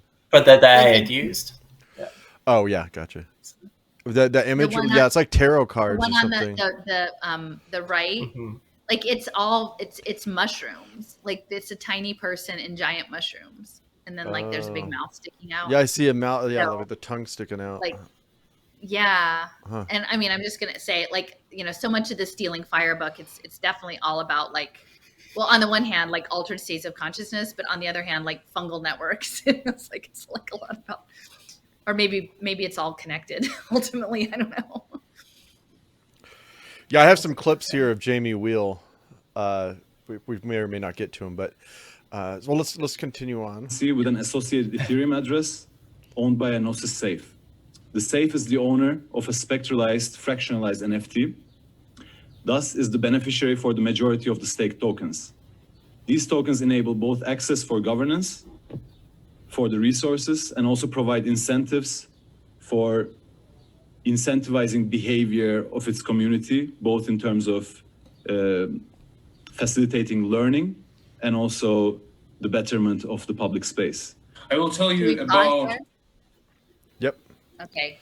So I would be interested if you guys could just say a little bit about like incentives tokens versus governance tokens, because I feel like that's a core concept of like how the money and the democracy piece are going to like not if not merge exactly that, but they're both running on this Web3 apparatus that most people who are like, unless they're actively involved in governing a DAO, like they don't know anything about like the governance tokens. Yeah. Well, I see incentive tokens, governance tokens. It's the same thing, right? I mean, it's good that's Usually, governance, right? Yeah, not necessarily, but usually they often are. The governance token's basically just like a token that would give you rights to vote on like in the DAO DAO to make decisions on Gotcha. how the DAO's money is spent, and then The there could be token, there could be incentives that are paid in the form of the governance token, right. but sometimes that could be a different token. A big part of like, because so in like Web3 and DeFi and stuff, all these tokens that are being traded are pretty much they're all traded on dexes, and there's like certain financial mechanisms that make the markets in a way that you like lock up the token into that application and then earn like both trading fees and oftentimes like an incentivized yield. So like besides just the trading fees for like putting your liquidity and your token in to make the market, there'll be some like external incentive to do that, which is oftentimes the governance token, but could be could be like DAI or some other token. Is that kind of like Giveth? Is Giveth like part of it? Like if you lock in more, you get more say. I'm trying to remember how Giveth works. That's slightly different, but similar. I think that's what's called conviction voting. Like if you lock up a token for a longer amount of time, you get more voting power like in that organization. But what I just talked about would generally be called like yield farming. Okay. But that's like a whole thing. Okay. Well, so I just did a quick edit just to like shorten this a little bit, but this is still part of the same proposal. And this guy is like presenting some of the more particulars about how the mechanics work. The heart of our tree. So basically how it works. We have ERC20 and ERC721 tokens on the network. And based on the result of the games, based on the result on some actions that you've done in the park, you've cleaned the park a bit, for example. You've played a game and you won. You get ERC20 tokens, and you can use them to manage your park. So, for example, here you can see a list of proposals off-chain. So that's a snapshot, which is like off-chain voting provider basically for us.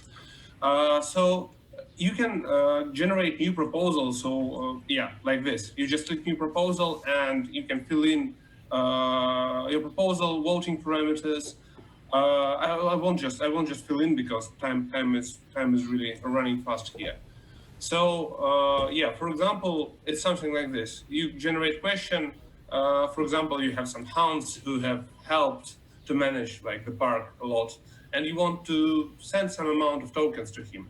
And what we basically have here is some kind of a plutocracy. Let's say it right. So the more tokens you have, the more value you brought into the park, the more tokens you have, the more power you have in the voting on the park decisions.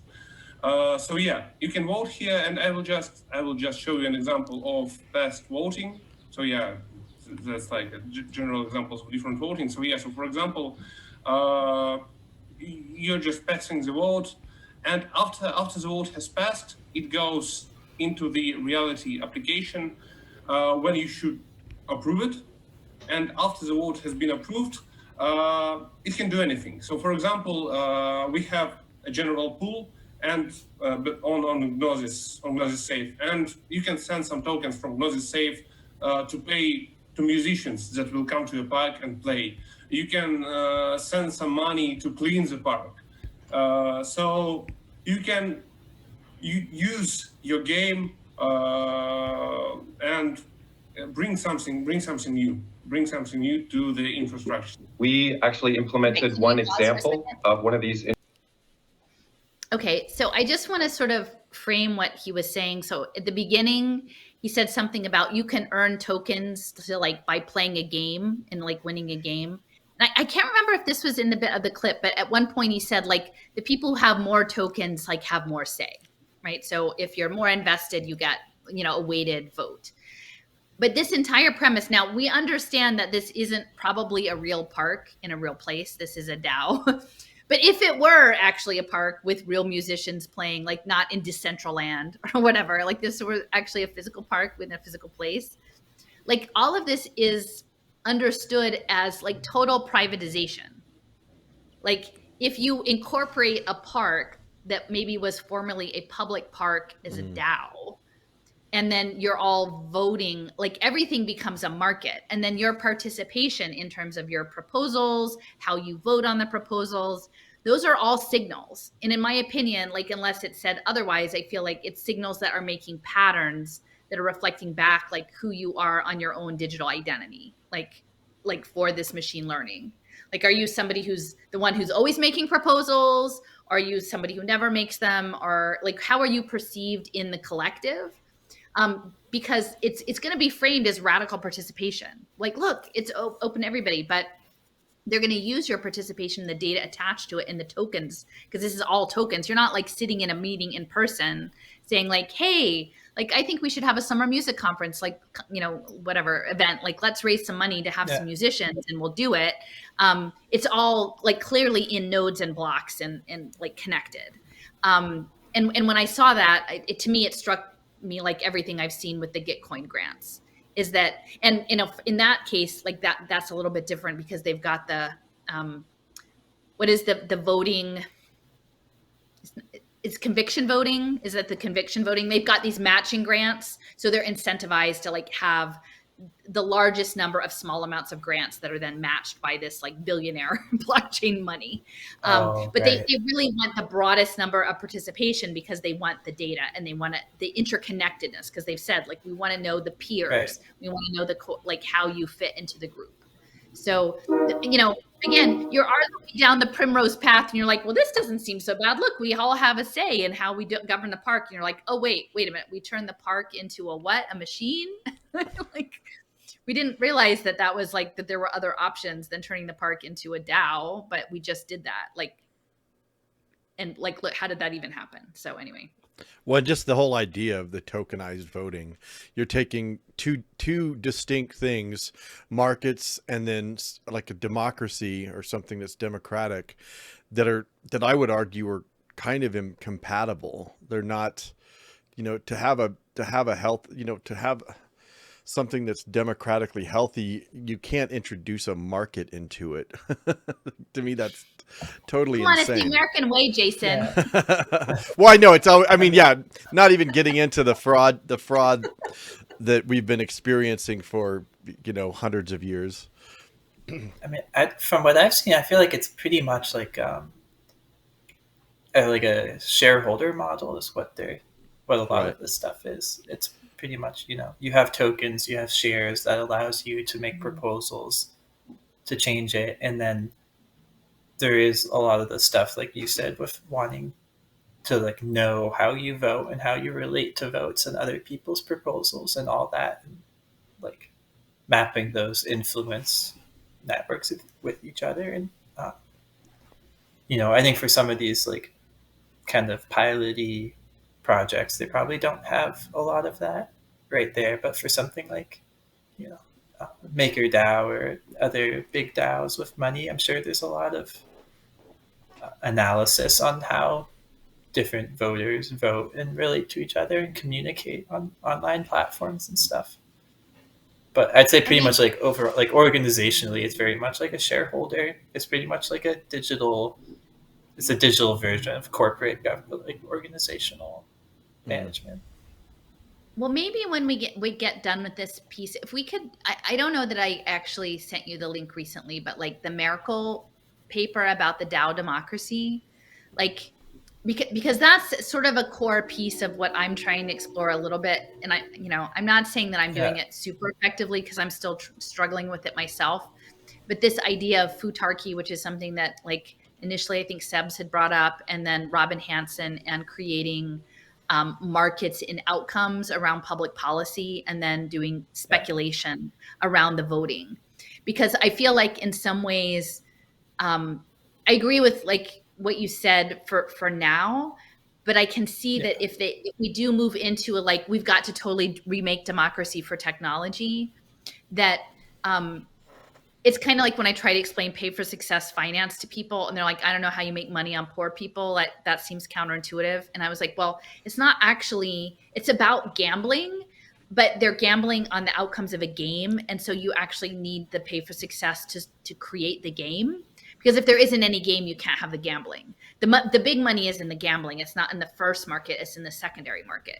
And so I feel like in some of this thing with like the betting on democracy, like they have to move us into a new framework to enable like the new markets that they want to have, like gambling on public policy outcomes, which is crazy to even think that that's a thing that they would do. But it seems clearly like when you look at the Merkel paper and he says like, oh, by the way, I'd like to acknowledge like the people who helped me think through this paper, and it's Buterin, and it's Freitas, and it's Hoskinson and Swan, like all of these key players. It's not like he's just sitting in a little office by himself in Oxford, like churning this paper out. Like there's some legs behind it that they want to make this DAO democracy happen. And I don't think it's to make better democracy. I think it's to make better signals, like more granular signals, and then to create the betting pools, and then to like enhance like the decision theory around the AI. I think they need a better graphic designer for the interface of their game. What, you don't think? Yeah, that's not attractive. I don't know. Like, well, it looks like something I would do, which is not good. Yeah, me too. But yeah, no, I think what you're saying, like, how do I put it? I almost think of that stuff like the futarchy, the prediction markets, like mixed in with voting and the liquid democracy and all those different things. Yeah, I mean, it's a part of like the DAO frameworks and wanting to, I don't know. Yeah, I mean, it's the cybernetics. It's something. Yes, the cybernetics.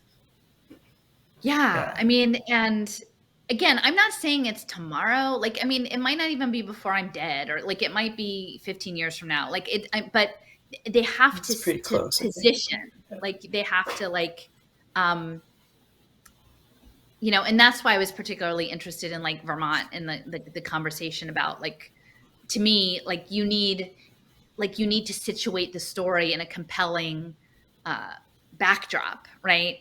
That would be appealing to sort of a populist framework, but not too extreme, right? Like not too, and to me, like in a place that is economically, distressed enough that you could roll in something without a huge amount of resistance, and like, you know, having people pour outside money in to stop it. And like the whole town hall meeting, like if they are able to successfully co-opt this idea of like a small town, you know, America town hall meeting into like a liquid democracy, you know, whatever, conviction voting model, and then start to bring it to scale. I mean, to me that, and again, the media would chime in and say, "Oh my gosh, thank goodness that we've come to our senses with some bipartisan, like sane way of coming to consensus around these big issues. Look, we don't have to hate each other. We can just like run it through the app, right? And look how much better life is now that we're running it through the app." And it's so hard to find a different positionality, because I don't want toxic opposition. Like, I don't want toxic polarization either. But like, until there's some alternate narrative, like I see this one just coming. And and it's literally to feed an anti-life system. And it's very hard to sit. People are like, well, so what's your proposal? And I don't have it yet, because it actually, if it were authentic, we would be talking about it together, you know, as like among our neighbors, not, you know, just. Well, you know, I've heard the what's your solution come from a lot of people that are actively promoting, you know, blockchain technologies. And so my first answer would be, it's not that. You know what I mean? Like, it's not that thing. I mean, I know what it is, but I know it's not that. So that's actually is a step in the right direction to say, no, this is not something that we want. Now we can have a conversation about what we want or whatever. And we can get into the game B thing too at some point. But like, that's a lot of that whole thing about that conversation. Right. The next thing. And so it's interesting, underneath you see there on the app, it says Pines and Electronics. So I'm not sure, like, why they would call it Pines. But well, the other thing is the evergreen. The evergreen thing has come up recently. It keeps coming up, the evergreen deal. Like that. I mean, did you remember that? Like Charles, right? Like, and what's wonderful about this evergreen deal is that it is fully extensible. You know, like the Ethiopia clip. And I'm like, that whole thing is just so staged. Like, it just like it just rubs me the wrong way. But I'm going to use that actually when I go present to these women in New York, like in a couple weeks, because it just is like right out of the guy's mouth what their plan is, right? Mm-hmm. But yeah. Do you want to watch more of this? Do you want me to keep going? Yeah, this finishes up. Like, okay. This is, it was mostly that beginning part. Like, I almost feel like I want to transcribe exactly what he says, because almost every other word is very, very loaded. There's a lot of language in there that's interspecies games. This is called a game of oracles, and it's a specific instantiation called King of Bugs. So a bit of context. We were describing some type of autonomous system called the Tree of Life. The current best paradigm for instantiating a system that has, we would call it wisdom, self-consciousness, agency. The current best paradigm is called machine learning. Machine learning requires an amazing amount of high quality data. So wouldn't it be cool if there was a way to get data into the system without making people work for it? Data that is really, really difficult to get. This is sort of the tricky thinking of the Tree of Life. It's a super clever system. So the Tree of Life is going to invite you to play a virally dynamic game. It is a live web app. You can use the QR code on your phone, and it'll work a lot better than I will demonstrate on my screen, because it's designed for a phone. So let's just play. So this is the first screen. No, this is not the first screen. This is the first screen. So this is called the Game of Oracles, and this is a landing page for so it's the Oribos or whatever that snake thing. I was say that we were just talking about that language. It's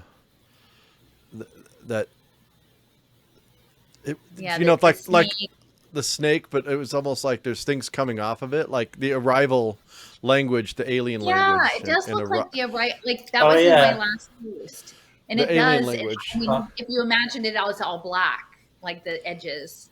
Yeah. Anyway, I noticed that. The Game of Oracles, and this is a landing page for many different types of games. Again, one instantiation we have made is called King of Bugs. How do you play King of Bugs? So you're in the park, you've got your phone, you're running around, you're looking for cool insects. Your objective is to find the coolest insect. Like, haven't you ever thought about this in a park? Where is the coolest insect right now? What does it look like? Maybe you guys have this problem, I don't know. Let's take a look. So we're gonna capture I just a want picture. to say, like, So on your phone. I mean, because I would walk, Bartram's garden a lot. It's not easy to take pictures of insects. Like, they're often, especially like pollinators, they're moving. Like, phones are not really equipped to like do that. Like, you're gonna be so distracted, and like, unless you're in some really exotic place, like it's like ants and roly-polies, or like some worms, or maybe some butterflies, cabbage moths. Like, it's not like later on he shows tomato all the hornworms are pretty cool. Yeah, they are pretty good. Yeah, that's true. But like, I don't know. Like, do you think They're hard to Arise find. Yeah. Well, yeah, Rise My has mom like a made whole one. crazy box thing, and like they have different camera systems for attracting insects. They don't try to, from what I've seen, they're not trying to like go out and find them. It's like they have to attract them into like a box in order to get like a detailed picture. Oh wow. The poor bugs, they're like they're being hunted down. It's like E.O. Wilson and his like butterfly net, right? Like, he would totally have won this game. Okay, sorry. No worries. This is already integrated with your camera. So in data science, I want to get high quality data. So here we can actually put a region mask on top of the image. We're gonna enter the image. We're gonna submit it to the tree of life. And that's a weird Gonna circle name it. thing again. Mr. Squishy. And I'm gonna compose a poem to it. Poem I'm goes gonna here. compose a poem. So I had a lot That's of fun. I was weird. making poems for all these bugs in the database. Why are you Submit. making poems in the database? That's what I want to know. Like, that's strange. I mean, I'm not against poetry, but like, why are we feeding it to machine learning? Yeah. Okay, so this is the mobile app. We're currently in mobile app world. We're not connected to the blockchain necessarily. So I'm going to switch now to the desktop app. With the desktop app, you should certify. This is the connection between blockchain identity and simple authentication. We'd sign in with MetaMask. We would certify our submissions. We sign them and say, yeah, this is mine. I own this in the blockchain. And we can take a look at the leaderboard.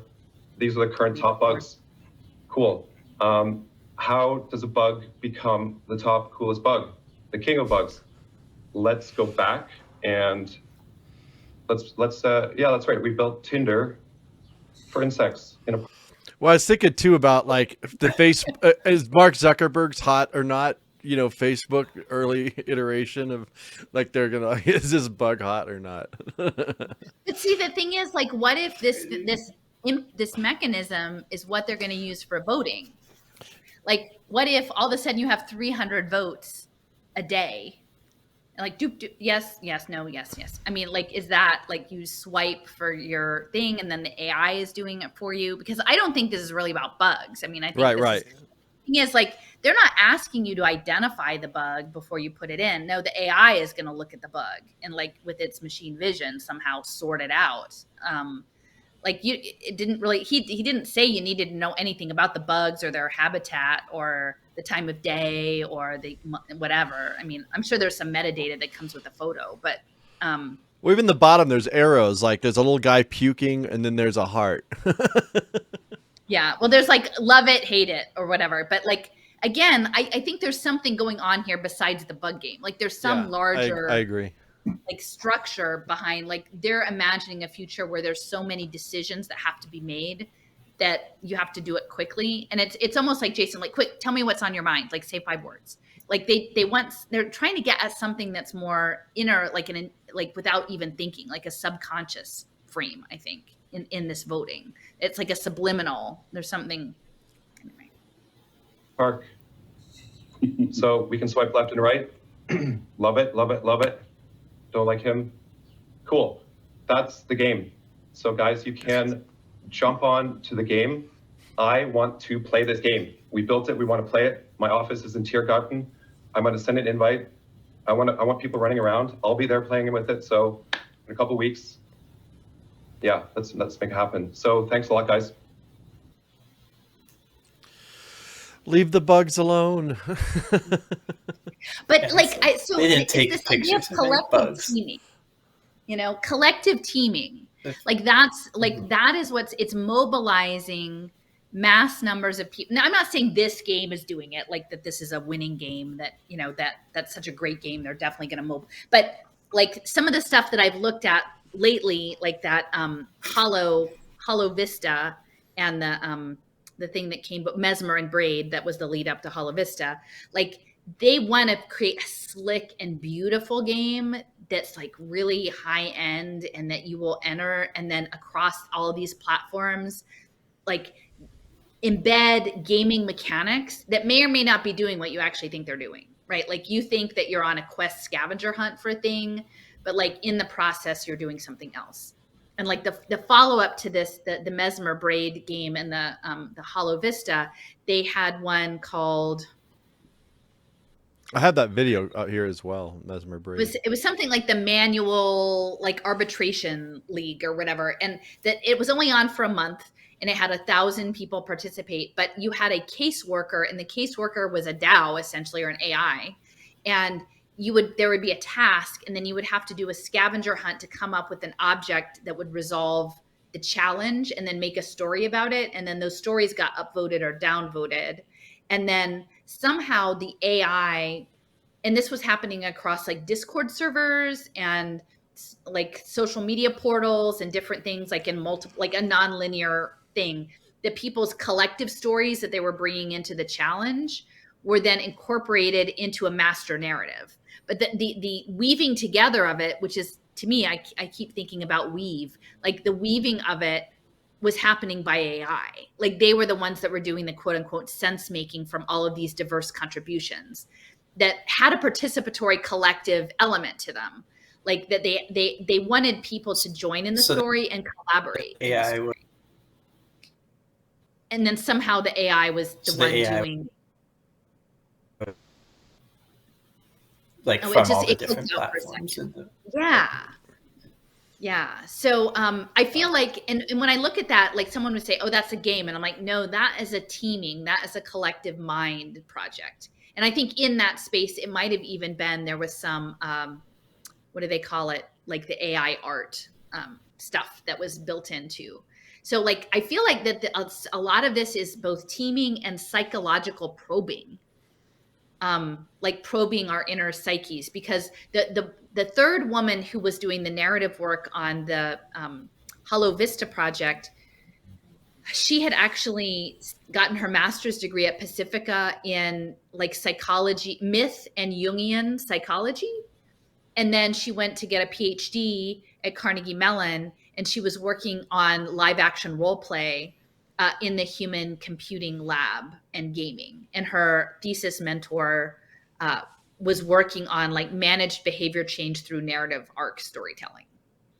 So I'm trying to remember if like within the Collectivo stuff, Leo, that you were like, you pulled a clip and you were, in it, he was saying, people who were upset over, social issues in part, who were causing property damage because they weren't invested in the property. They felt no ownership of the things that were being damaged. That problem could be remedied if you had Web3 and people felt ownership in the collective, right? In the collective story, in the collective thing that was being built. And so I feel like all of this is getting connected, like the gamification, the collective, the weird blending of what is work and what is play and what is reality, and what if the thing that you're doing when you're swiping isn't the thing you think you're doing when you're swiping, and then like how all of that is integrated with AI and like as this hive mind. Yeah. When trying to understand this too, it's like people, there's so many layers and so many pieces and moving parts and whatnot, and everybody wants to like, oh, it's this or it's that, and it's like all these different things that are interacting with each other that makes it difficult. Oh, I think you keep getting a little frozen. You're breaking up, man. Can you lower his transmission? Well, I kind of, I have to lower everybody's, both of you. Let me lower it. Okay. Maybe that helps. Okay, Leo, you want to? we yeah. lost you there for I a missed second. what you Oh, said. oh, nope, he's frozen. Ah. You look peaceful though. Do you Well, want to we'll go? wait. You want to pull up the Dow paper? Yeah, yeah, sure. Can you hear me? Yeah, there Oh, you there go. you are. You're Just still. for a You're, we could hear you, but you're frozen. Bye, Leo. So it might be. We'll do email. Okay, bye. Bye. Yeah. Well, Um, bye. Thank you, Leo. thanks. Can we just close out? I just wanted to say this was the paper that I was talking about Ralph Merkel. I mean, and not Ralph Merkel, Drexler, Eric Drexler, who was sort of at the cross of the Center for the Future of Humanity and effective altruism and AI governance and big data analytics. And is it possible to up dial me a little bit so that I can see the document? Oh, yeah, for sure. Leo's dropped off. One moment. And so this was last fall, I think. Yeah. So, oh, sorry. No, it's not Drexler. It's Ralph Merkel. Okay. So he is another pioneer in the molecular engineering nanotechnology field. And actually he came cryonics. up with the Merkel tree. Yeah, the Merkel trees. Yeah. So he's very high up in public key cryptography. So he's nothing to sneeze at. He's someone who's spent a career in cryptography and high level computing. And so again, it says they're tapping into the wisdom of crowds, which I think is exactly what is happening with these gamified platforms, is the wisdom and doing democracy as a DAO. And then can you just like scroll to the end, like where it has the acknowledgements? Because I just want to sort of point out, like it's a pretty extensive paper, and maybe we can link to it when we end up sharing the paper, but it has, the acknowledgments of whoever the other people who contributed. So Nick Bostrom, who's very much high level in sort of the concerns about like the singularity, but I guess sort of not stopping it, just saying like, we're going to have a good version of it. Vitalik Buterin, Robert Freitas, who I believe was also in nanotech, Robin Hansen, who was the key figure with the futarchy, Charles Hoskinson with Cardano, John O was the one person I was not so familiar with. And then Melanie Swan, who was the blockchain cloud mind lady. So, you've got some pretty key figures here in, Ethereum, in nanotechnology, in innovative governance, in, digital identity and blockchain identity, and, neurotech, right? Combined collective neurotech. So, when people are talking about these gaming platforms and cooperation and collaboration, they're not really being truly, like, they're using a certain language to make this seem normal, right? To make this seem acceptable. And if not only acceptable, but something we have to do to save the planet, to like enter into these mass minds. But what they're not really being honest about is the fact that these technologies are steeped in like decades and decades of very sophisticated psychological mind control and narrative control and full spectrum dominance information warfare control. Like we're invited in as though it's just a fun LARPy game, but it has the potential to be something a lot more complicated. Did we ever? Did you show any of that video? The presentation that Miracle gave. Did you? I'm trying to remember if you've shown that video. When at Stanford. Yeah. Or. Well, I don't know where it was at. The one where he actually did a presentation at Stanford, I think in 2018, and Steph sent it to me, but I haven't had a chance to watch that whole thing. I did spend time with the paper. Oh, okay. I'm talking about this one. Because we might show this commercial. Yeah, Stanford. This is just a. Yeah, that's from 4 years ago. Okay, so I haven't actually watched. Oh yeah, I actually watched the whole thing. It was okay. Anyways, but yeah, okay. Well, next time we could even maybe show clips from this if you want. Yeah. So a prediction market. So that's this idea of like actually using free market economics linked to public policy and what works outcomes. And like again, we're on a certain trajectory. We know the broad contours of the story, but these new pieces keep coming into place. Like why did we need what works government? Why did we need outcomes based? Well, we need it because we need to create new financial markets for Goldman Sachs and Vanguard to bet on. Okay. Oh no, we actually also need it so to use the impact data to train the AI. Okay. Well, now if we apply the same thing to not only the policy itself, but to the choosing of the policy. Oh, look, now we have another market that we can gamble on. And it's a psychosis. Like it's a sociopathic illness. I think that we have this reliance on technological progress that maybe looks good on paper, but in reality is completely dehumanizing and like a death to natural systems. Yeah. I don't even think it looks good on paper. Yeah, it's a pretty interesting talk too. The guy is, it's not his stuff either. He's kind of just cheerleading for it. He's oh, well, you know what? Could we play? So you see here, it says the Stanford Complexity Group. And so one of the other people at Stanford is Josiah Ober. And I've had my eye on Josiah Ober for a bit because he was informing, Jeremy Pitt. And Jeremy Pitt was the guy sort of pitching like, oh, we'll all live in our little villages with Linux servers in our basements and smart grids. And I guess that's pretty much probably this 15-minute city concept that people are all talking about. But he said that, his frame was sort of like this, I don't know, socio-anarchist blockchain governance system. And that he was informed, his work was informed by Josiah Ober at Stanford. And Ober is a classicist, and his shtick is that essentially the Athenian city-states were superorganisms. And so he is using sort of a historical narrative to lay out the legitimacy of transitioning to like blockchain governance and coordination mechanisms for quote unquote cooperation. And so I pulled a quick clip from an interview with this guy. I'm trying to remember his full name. His last name is Sloan, and he's part of a human energy project, and it's all framed within the noosphere, right? And I would just emphasize that within this noosphere, when I was on that IEEE webinar, a month or so ago, when I mentioned Talar Desjardins and the noosphere, they like affirmed that I was on the right track. So that was something that was not incongruent with what the IEEE thinks about the metaverse. Like they're thinking about it in terms of, I guess Omega Point, noosphere, and metaphysics. Boom.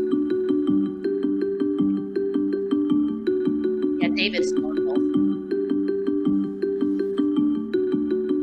The science of the noosphere is a project of human energy. We are investigating the scientific foundations of the noosphere to contribute to the third story. I'm so happy to be talking with you. We've already have a long print conversation and podcast on this topic. But so you are a Greek scholar, classic scholar, and political scientist, right?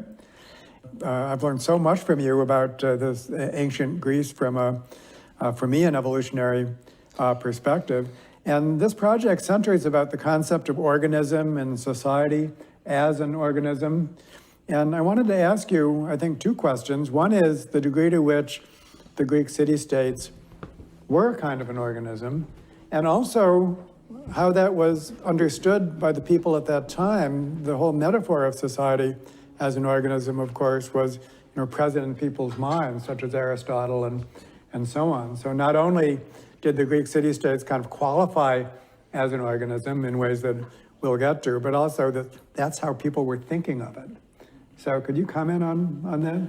Yeah, I think the interesting thing about a Greek city-state is first that these were indeed pretty tight collections of substantial numbers of individuals, anywhere from a few thousand to a few 100,000 individuals in a given city-state in an ecology of city-states. So by the time we're at the age of Plato or Aristotle, there's something like 1,000 of these around the Mediterranean. And so in some ways, like the ant colonies that Deborah Gordon studies, what we have is these individual groups which are cohesive. They act cohesively as, in some ways, quasi-organisms in an ecology of similar, as it were, quasi-organisms with which they both compete and cooperate. We have, I think, the key way of thinking about what goes on within the city-state as well as between city-states is the management of cooperation in the face of conflict. Right, and so in strictly biological terms, what we have here is what would be called a metapopulation. We have a population of populations. You just said there were nearly 1,000, and that they're competing. They're in some sense replacing each other, and they're certainly trading information extensively, and they have a subsistence ecology. So it was very easy for me, with my ecological background, to appreciate what you were writing as, you know, definitely a multi-level evolutionary process. Evolutionary change, including cultural change, could take place within any one of these polities, and did, including of the disruptive variety. And I think that we could focus on that, but also extensively taking place between these polities. Yeah. Yeah. So for me, I mean, just the takeaway is that it's not just about coordinating, right, and to accomplish a task. It actually is situated within an evolutionary process. Like which in my mind, it's optimization and it's eugenics. You know, the progress of the human specimen into some other form is what they're after. So the coordination isn't the end goal in and of itself. It is through cooperating that we emerge into another phase of evolution of the human species, I feel like is what they're after. And again, you know, was it Terman, the first president of Stanford? Like, he was a member of the Human Betterment Project. Like, the first president of Stanford was a eugenicist. So the fact that, you know, we lose this history, or, you know, maybe it's marginalized and a few people know it, but we don't situate what Stanford is in terms of the center of impact finance, right? A center of high power computing, like a center of market logic and law, as a eugenics project. Because the eugenics project is going to be sold to us as wellness and longevity and personalized medicine. Yeah. Well, the whole concept of the superorganism has always just thrown me off, because I'm always thinking of it in terms of you know, a biologic organism, but they're not talking about a biological organism. They're talking about some computational, like, synthetic thing that, you know, in terms of how the eugenics fit into that, you know, I still don't quite, where that delineation of the inside out computer, you know, thinking of a superorganism like as a metaphor for this thing versus like a literal, like, you know, because you're talking about, you know, the eugenics piece of it, and like the betterment of, you know, creating better species, better evolutionary creatures. I'm you know not what I'm saying? Better. It's an evolution. Like, right. It's like some people would argue it's better and some people wouldn't. Right. Yeah. Sort of transition. Yeah. Right. Well, I mean, I would say the thing is, like, we're already a superorganism in and of ourselves, because, like, there's a huge amount of us that is functioning collaboratively within our biological processes that aren't of us, right? Like, we're already a host to billions and billions of little critters that are, like, you know, I remember being in middle school and seeing some film strip about, like, parasites that live at the base of your eyelashes and being totally freaked out, you know, like in the way that only a middle school girl could be. But like this idea that we aren't even of ours. I mean, and they're looking to engineer that, right? Like through gut, you know, microbiome engineering and things like that. So we already are kind of superorganisms, like in and of ourselves, but it's creating connective tissue between us through energetic transactions. Mm-hmm. And I think, you know, like Steffers and, you know, others would be able to make a strong case that those energetic associations are already there naturally, like are being grounded on the earth, are being, you know, embrace of another person and transferring a heartfelt energy, and that toroidal field is already there, but there is going to be a mesh network installed to either co-opt or guide those existing natural energetics and to coordinate us en masse. So it's like a school of fish being a superorganism, right? It's like the flock, it's the stig merging, a flock of starlings being a superorganism, that they're acting in a unified manner towards a coherent goal oriented. And that's the cybernetics, right? It's a goal oriented program. Yeah, that makes sense. Yeah, well, I don't want to be in their superorganism. We will be the excluded members from the game. Yeah. We Yeah. probably already are. We didn't even get to the excluded players clip. Yeah. Well, hopefully Leo will have some time, and we can do a follow-up. Yeah, excluded. Step 1 of 4. Yeah, we would be excluded. Yeah. There you go, Jason. Poof, you're gone. Poof, the change is saved, and you are now excluded. Yeah. So if there's a way of saving the other clips, that would pretty, great. And I'm sorry for, yeah, that's a bummer. It's a bummer. I do think.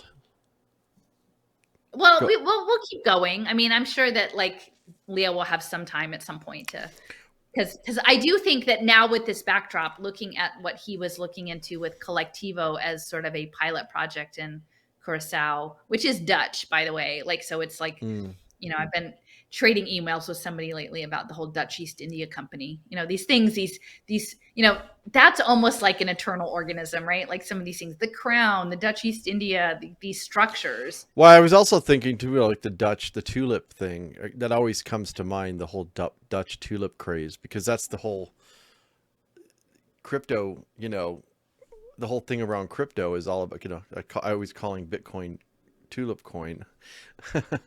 Yeah. But there was and the that thing whole is, it's aspect. also the whole a lot of it is based in plant biology, like botany, and the discovery. A lot of, these imperial travels were done ostensibly for science, right? We want to go over there and see what they've got and bring it back. Yeah. So there is a logic to the fact that, the Netherlands are doing, a rise in these biodiversity, because it can be literally considered, I think, in the same way you might imagine 17th or 18th century, explorations of undiscovered lands to collect, in this case, it will be molecular structures, DNA signatures. John Bartram was collecting, wasn't that his thing, Bartram? Yeah, he had a subscription. So he traveled to up as far as upstate New York and then down to Florida and collected plant specimens, roots, seeds, and he packaged them and sent them to predominantly the English gardens. And he had a correspondence with Linnaeus. I mean, it's this whole group of citizen scientists, right? And now we're coming back to this new thing. But there will be the elite level scientists who are laying out the game, and then we'll be just the scrambling around ants, collecting the material to feed into the machine. It's not going to be a game where we're peers with the scientists. Well, it was what was the woman the blonde woman that you were, and she's laughing about it. She's like, yeah, we're getting them to basically do all this, intern work, I don't remember that. I can't remember her name, but you've shown some clips of her just more recently. Oh, Duetman, Alison. Yeah. So she's the one with the citizen science thing, but yeah. Well, she was at the Forsyth Institute, which is Drexler founded. I don't think he's still affiliated, but the fact that she's connected to the effective altruism movement, that was a real eye opener for me to understand the context of that movement in the space with AI governance and data analytics. And so not only is it Bentham-esque, but it actually really is using the science of charity to train the machines. And then what, then Drexler's going to give it a new language, the language of, it's kind of hard to, I wish I could conceptualize it. I don't really have a framework for understanding what that machine looks like, but I do think that Is it Severed? Is that the name of the TV show? Yeah, Like, I haven't seen it yet, but I should watch it. well, But yeah, it's called there's Severed. the work that they're supposed to be doing is looking over these scans and scans of numbers, Mhm. and they look like they're non-differentiated. Like they don't look like you would be able to find a pattern, but like you're supposed to feel into it. But the feeling isn't a good feeling; it's a bad feeling. And then so eventually, after a number of days of training, this woman finally sees something that she's supposed to grab these numbers and throw them in the trash can. I'll check And it so, out. yeah, it's Interesting. well. Anyway, so thanks for Yeah. setting it up. Well, I'll save the deck, and we'll carry on. So we'll Be communicate. To be continued. Yeah, to be And- continued. And then we'll figure it out. All right. Thanks, Allison. All right. Continued. For a little bit. For just a bit. So yeah, I guess Allison's on the East Coast, so she's a couple hours later than me. I'm in Denver. So we're just going to do a quick, Leo couldn't make it with us, but we actually have a lot more content that we're going to be going over.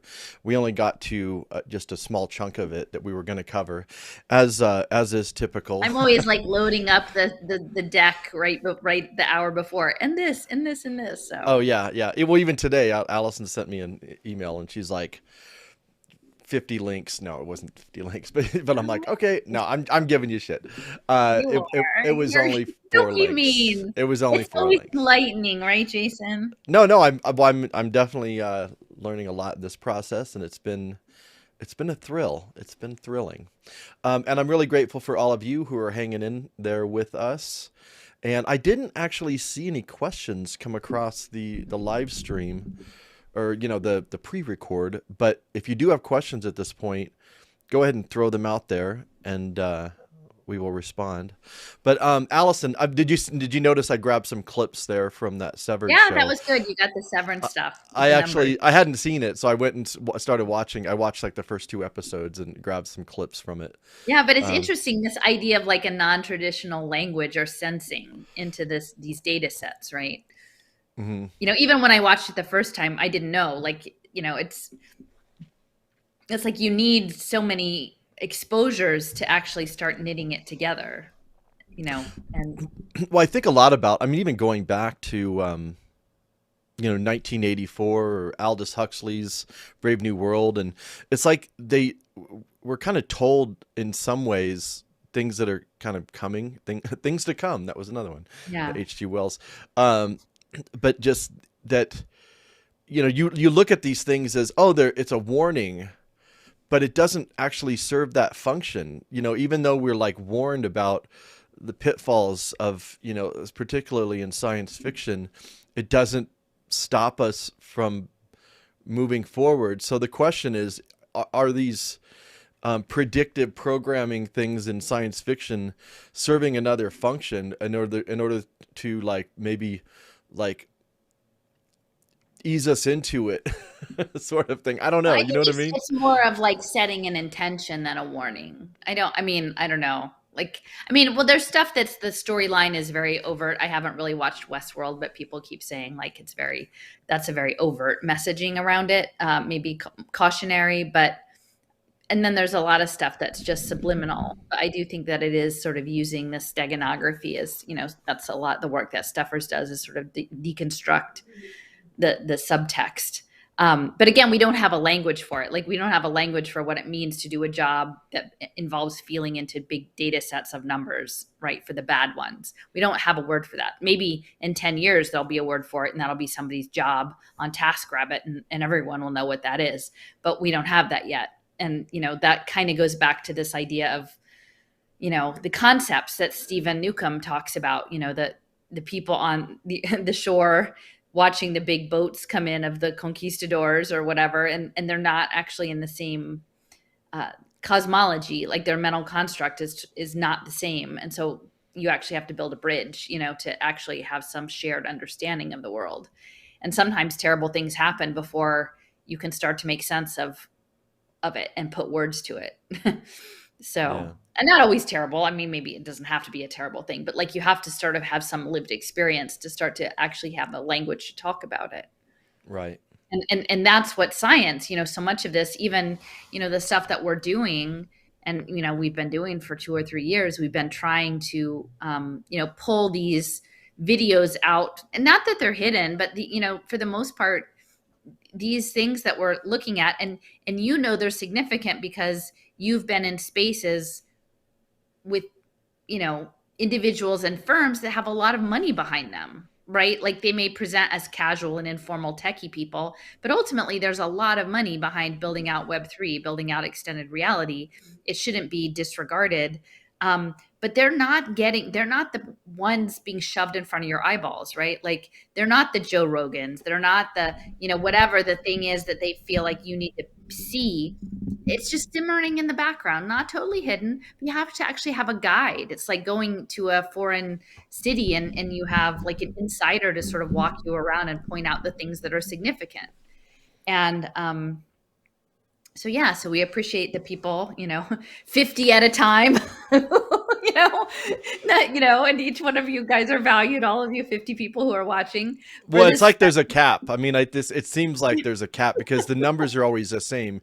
Even like you'll get new subscribers. I mean, and even the subscribers, your subscribers are kept at like new subscribers, 170 to 200 a month.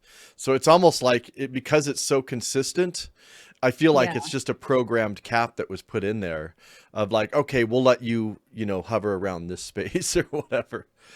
And also too, I'll just say this too. It's, people are always like, well, I'm not, I've said this before. I send people these long videos and they're like, I'm not going to watch a 3-hour video or whatever, but you can't really understand this stuff unless you really sit with it too. It's like, yes, having the language and like knowing, because I send this stuff to really smart people and they're like, I have no idea what they're talking about. And I'm like, well, it's just because you're not familiar with the language. Yeah. They're using terminology that's not part of your lexicon.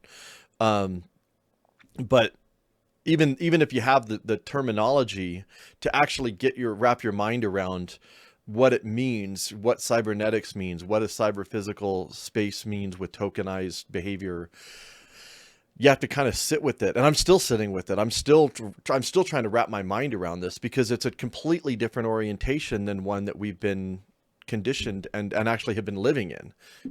I've talked a lot about that. Is the reason why it's hard for people to grasp this is because they're not actually experiencing living the stuff that we're talking about yet, but it's just like right around the corner. And so like I said, Alison, I was like, you're going to be vindicated. it's pretty soon here. But it's not going to be a celebration because unfortunately the vindication involves like, the reality that we've just set ourselves up for living in this nightmare dystopic world, happy world. I know. Forced happiness. I do see one question here. What was your interpretation of Tao as a spiritual concept? And I'm guessing it's Tao. It's DAU, but I think they might have just misspelled it. But Tao and its usage by the tech weirdos. So Tao is DAO, a decentralized autonomous organization. I mean, I think I saw that the person said that they had a criticism of my take on it. So, and I'm open to, like, I'm not a specialist in, Chinese philosophy by any respect. So, I mean, my understanding was it about sort of the natural energetic flow of the universe, right? The yin yang, and Taoism and like it's the energy, it's the flow of energy. And so I feel like the cybernetics is a way of channeling a natural energetic flow into a more of a mechanical circuit, like of logic. And so I think I mentioned in one of the last talks about like my sense about Confucianism was this idea of a social contract, which would be more like the smart contract logic. And that the Tao, the yin yang, the flow, the energy flow of the universe would be seeking to channel it into the circuits of the smart logic. And then the Buddhist reincarnation was this idea of complex adaptive systems being assembled for a particular purpose. And then a function happens and then they become disassembled and then reassembled. And so I put up a clip on my channel today. Someone had recommended this book to me called The Footprints of God. And it's a fictional book. And it's more of it's not a religious book per se, but it's about quantum computing and AI. And at one point, this person in the story, the primary character is sort of, he equates it to like God wanting to be within the bubble of the real world. So not that he is God, but it's like with Jesus, like a candle lighting another candle. And so it's not diminished, but there's a second. And so he's just a regular guy who's been part of this AI experiment, but he's like channeling this larger force and this idea of like a tremendous mind trying to get in his tiny mind, which is the reason I clipped it, because it reminded me of the conversation I was trying to have with you guys about the language, right? This idea of something huge trying to be forced into too small of a space.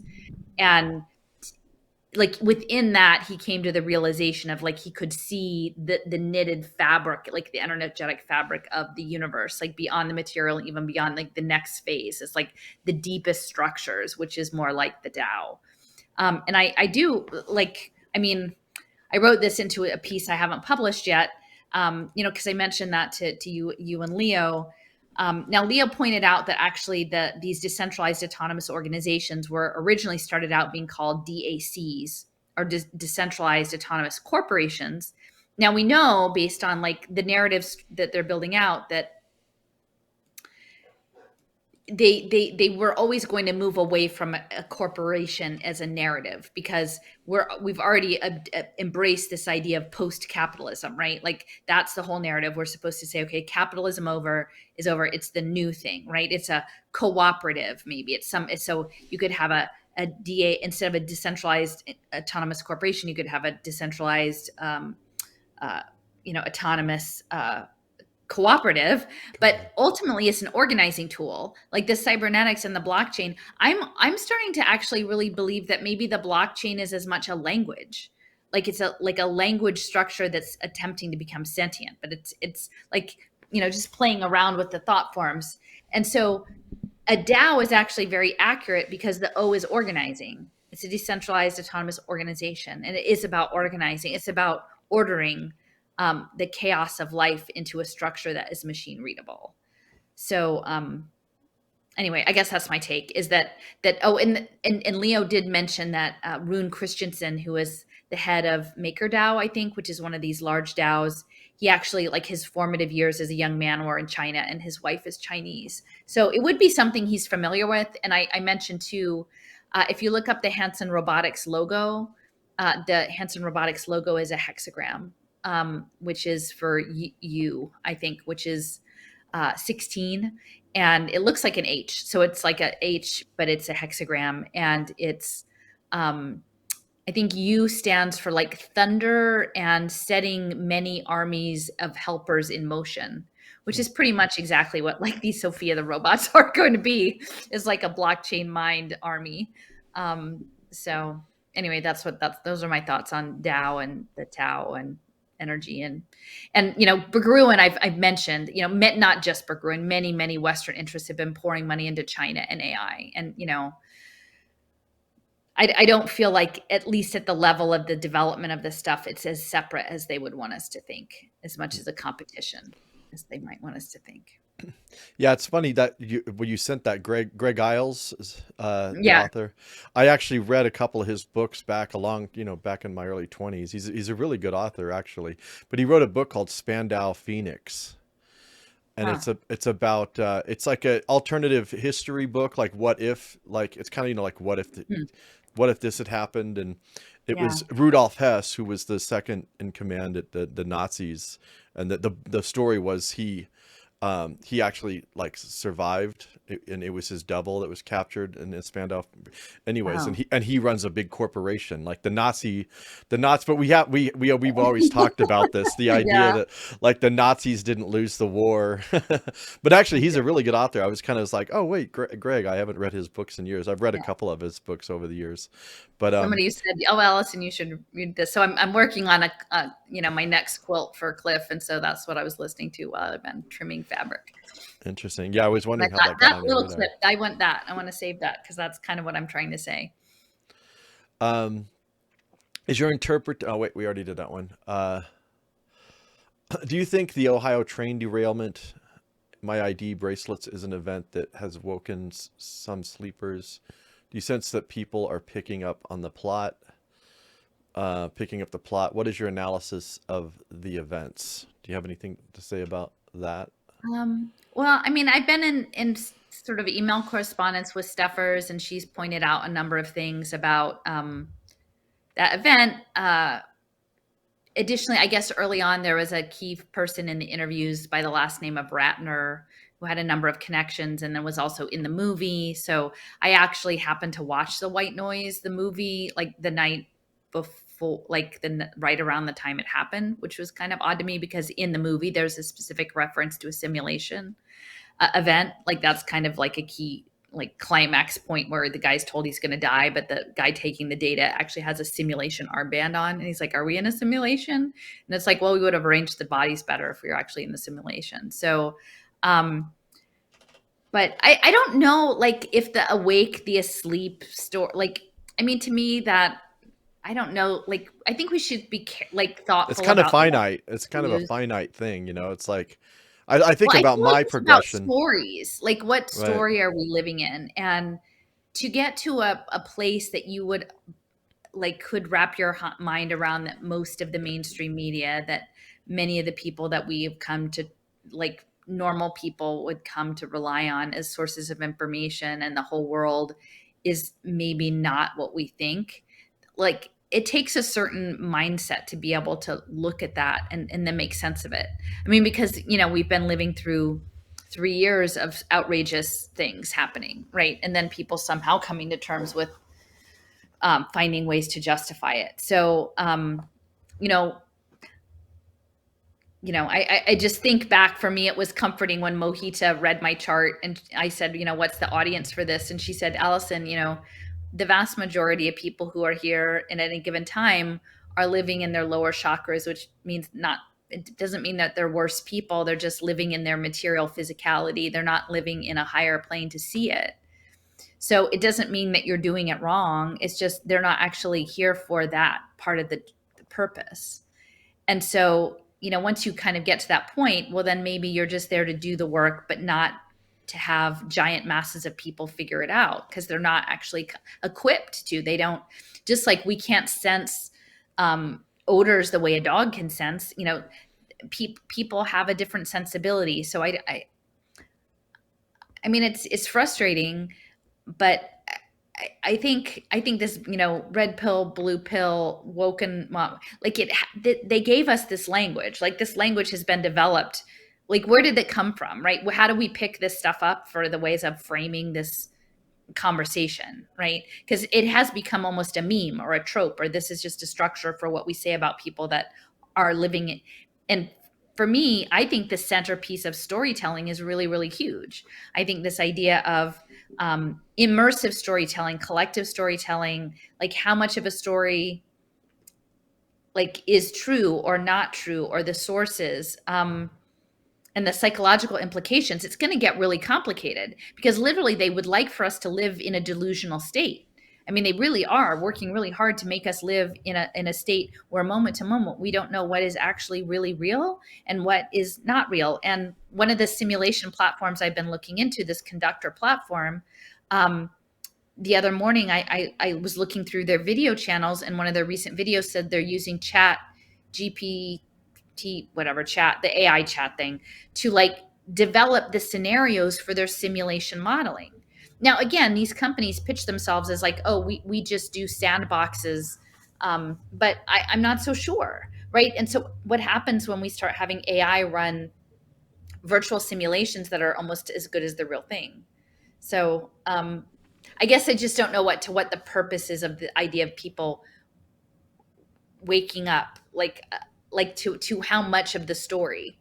At this point, we're so far out, Jason, like I don't know that people, I mean, even my husband, he's like, I don't have time to catch up with you. Like I would have to spend the next decade reading all of the stuff to catch up. And he's not going to do that. He's not going to, like, he has other things to do with his time. So I don't know. Like, I don't know what we're doing. Well, I think there's different degrees of being woke or whatever. Like I think about my history of like how I've started, changed my perspective, and I learned about this, and I had to kind of pivot and, oh, I've got to incorporate this new thing in there. And like a lot of the stuff, that's even happening now with, talking about, blackmail and intelligence services and corruption and all that stuff is real and is actually important to understand. But it's almost like then there's another layer on top of that isn't being incorporated into it. So like so for me, it's like, it's frustrating because, starting with the monetary system, I'm like, okay, once you understand how the monetary system works, it totally changes the discussion about all these other issues dealing with politics and all this other stuff. And then now, like the more recent thing is, once you understand cybernetics and Web3, it changes the conversation. And then, so, we're trying to have this conversation that's incorporating this new information. And the majority of people, even in like alt media spaces, are still having the same conversation they were having 3 years ago, and it's not to say that that's not an important, I think a lot of the stuff that they're talking about is actually really crucial for understanding, the world that we live in. But it's not the end. It doesn't end there is the only thing, so it's like there's different degrees and different layers of this. Well, and I think this idea, I'm still struggling. I have a young adult child who's pretty much isolated themselves from me because I think for now that my existence in this like questioning is a threat to their like identity in the world, right? Like they're in this formative state of like finding an identity, and my questioning, like not everyone is willing to be able to like like psychologically be able to step out away from like groups, right? Your identity is constructed by yourself in relation to your neighbors or the people you go to school with, or your friends group, or your church, or the people you go to work with, whatever. Like you have to be able to be willing to be yourself outside of that, like not necessarily antagonistic to that, but you have to be able to walk out away. And I have like my material reality is stable enough that I can do that. And psychologically, I feel like I'm prepared to do that because I want to know, what happened to us the last 3 years. Like I want to know really what it was. Right. And there's levels, right? Like the level where we were at, when you first interviewed me was at one tier, and then it keeps going deeper and deeper and broader. But not everybody is equipped to do that. And for some people that's really threatening. So to even acknowledge that first thing, like they can't, because the implications of once they do that one, then it all unravels, right? And I think that's the thing for my child is they thought I chose this over the family. Now, there was never a discussion in that way that had happened, but like sometimes you walk out of the cave, and then if you do try to go back in the cave and talk about what you saw out there, like it's very unsettling to everyone. But nobody tells you like at the threshold that you cross out of the cave that you can't go back. And I think but there are some people maybe who sense the tension, probably especially after the last 2 years. Like, okay, I might be willing to accept that these things that I once understood, I would in retrospect assess them differently. But they know that once that chip falls, that many other things will fall too, and they're just not prepared to walk that road. They're just doesn't make them worse people. They're just not there. So. And I literally, as we move forward, I think that with this crazy reality that they're building, this hybrid blended reality, like what is real? Like, what are we even going to know what the real story is? Like, I like at this point, I feel like everybody has to be out on their own reconnaissance, because we can't do it for anybody else. We can really only do it for ourselves, and we can help each other along the way if we find, like-minded people. But I think we shouldn't be too, in retrospect, I think about like the past year and me getting off of Twitter and Facebook, and I was really mad. Like I was really frustrated. I let it get me very frustrated that people couldn't understand. I took it as personally, as if my personal failing or as a failing of others, that it wasn't moving, that we weren't progressing. And then like at this point, it's not always easy, but I'm trying to practice like a radical acceptance of just where it is. Like It's the only it's way you like can do it, I think. like phases of letting go. You know? Yeah, it's the only way. It's the only way you're going to be able to move forward. Because you don't Yeah. have control over anybody else, nor would you want to have control over anybody else. Yeah. But yeah, and it's funny because it in a way it like requires faith, not in a Yeah. religious sense, but just a faith that truth will out, I guess is what they say. Yeah. Someone asked, you still maintain a glossary of terms so that folks can have access to No, it. I'm busy There's writing. one in the works. If anyone wants to pick that up, that'd be great. Well, we have one Um, started, actually, but But the thing is, like, I keep finding new things. So, like, this whole thing about complexity theory and futarchy and, I'm kind of embarrassed because, like, honestly, like my early, glossary was all the stuff. Now I'm like, oh, I don't think it was really about that. Like, or like it was about that as a stepping stone to something else. But if you got stuck on like the glossary that I put out, I was trying to put together a year and a half ago, I like it's evolved so much since then. So, yeah. but I don't know. Maybe we should try to like on our videos, like what was that? Like it pays to improve your word power. Like Reader's Digest used to have this little section. It pays to improve your word power, and then they would have like 10 words. Yeah. Or like what is it like the Electric Company or something? We could like have I'll have a little cartoon video. character kind of run across the street. Today's Yes, word here's your 10 words is to, like, spelling words. Here's your 10 concepts for the week. Like maybe I could start that on a blog. Here's 10 concepts every week. and I'm trying to keep up with questions. There's some conversation happening. So if you do have a question, just put the word question in front of it. That way I can pull it out easily. Someone asked, do you know anything about the pre-blockchain work done on distributed decentralized computing if it relates to early smart contracts? I mean, well, for me, You mean like I Scott don't know if you Stornetta guys, or something? Like, I yeah, don't like quite get what the question is, but I mean, so, I mean, the Ricardian stuff, are you talking about like Ian Griggs stuff or Scott Stornetta? I mean, I can't say that I've done like encyclopedic work in that because often I'll be in like a certain research path. But, and Leo's talked about this too, but I think it's really important that, Stuart Haber and Scott Stornetta's early distributed ledger work was about time stamping documents.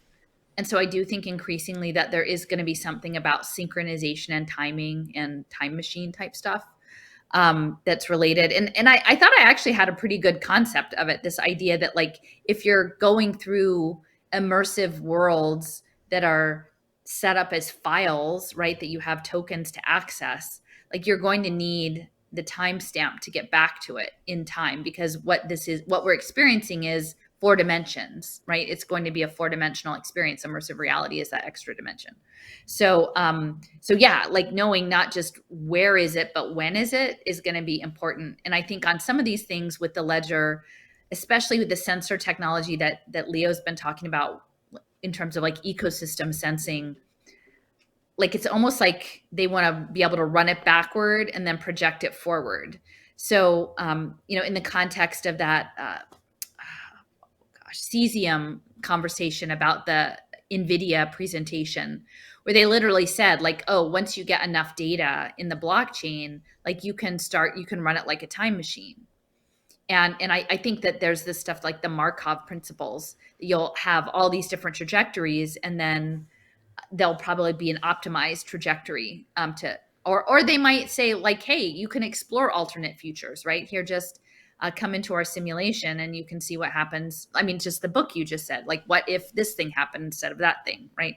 Or if the person got captured or they didn't get captured.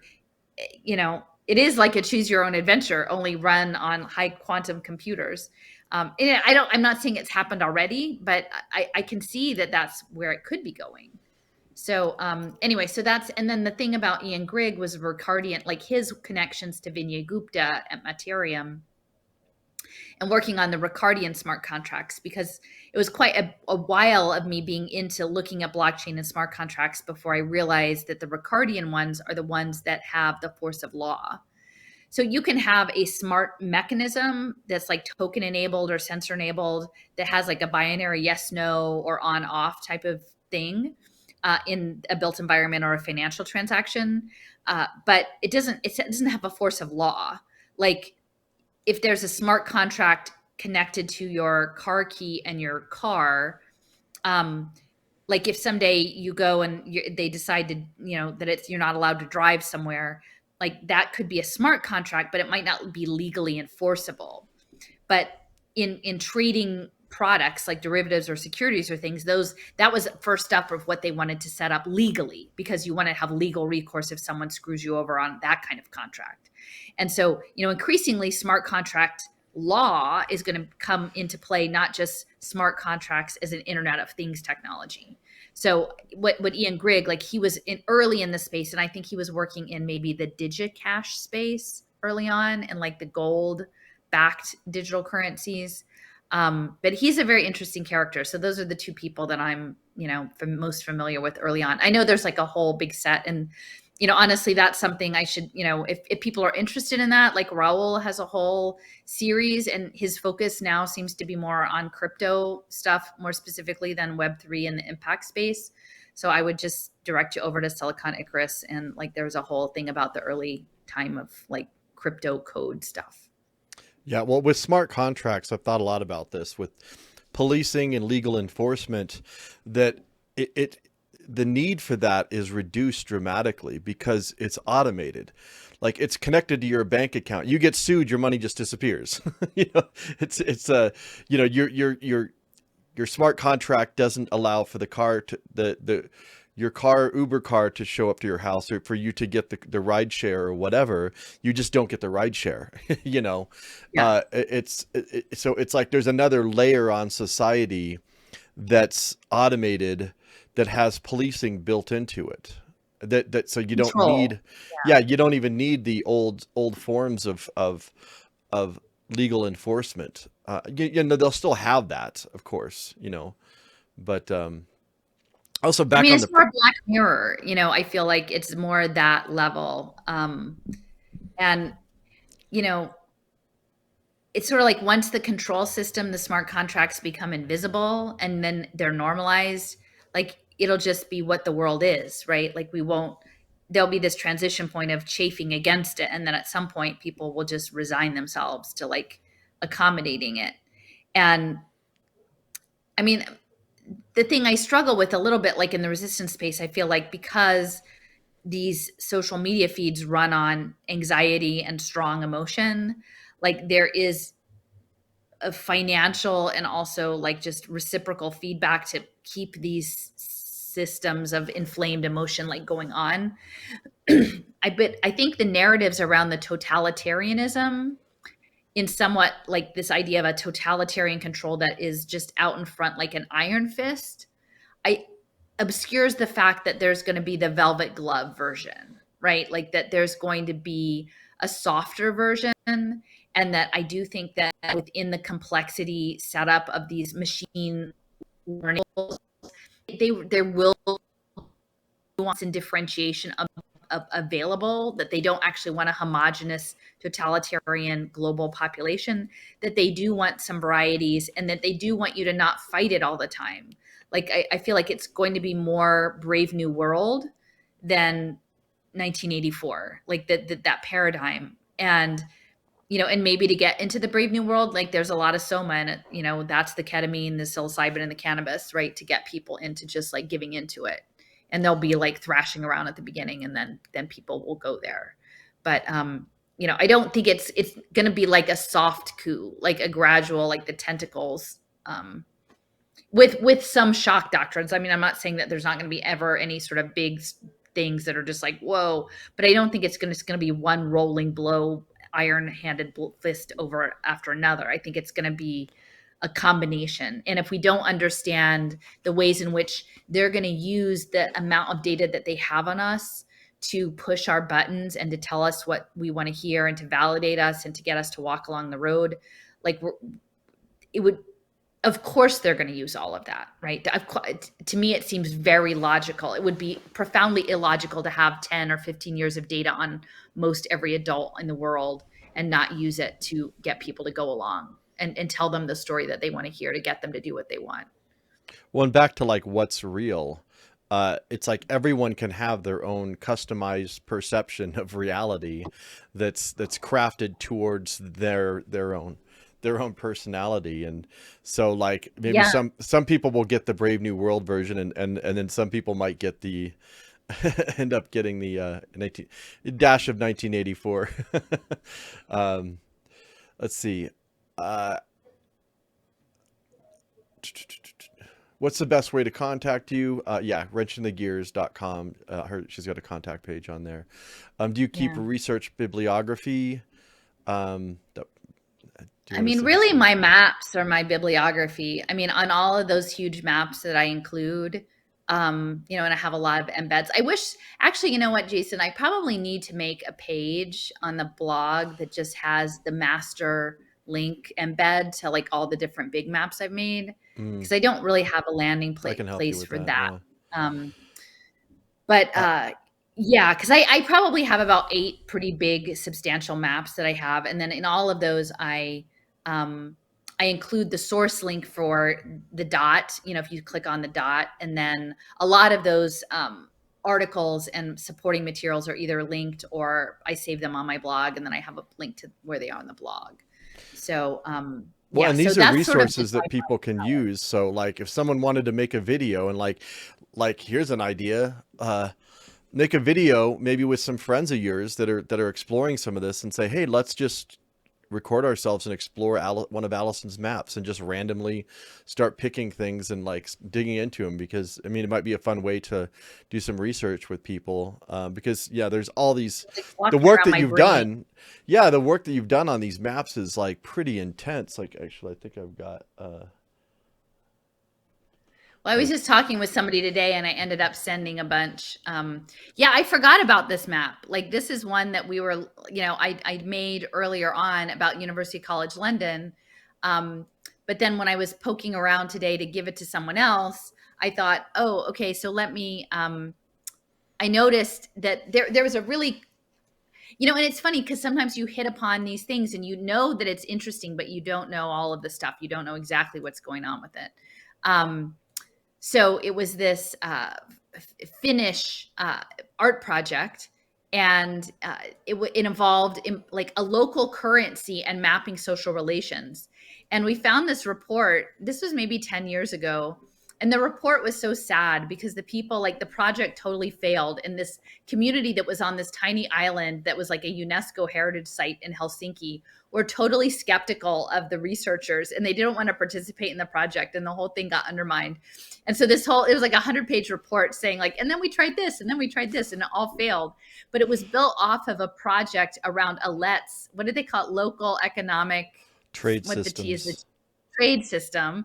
So like all the kind of stuff like that, like the Catherine Austin Fitts crowd, is promoting, but in Amsterdam, and where they applied some sort of like transit pass RFID chips onto local notes. It was called the Bilgen.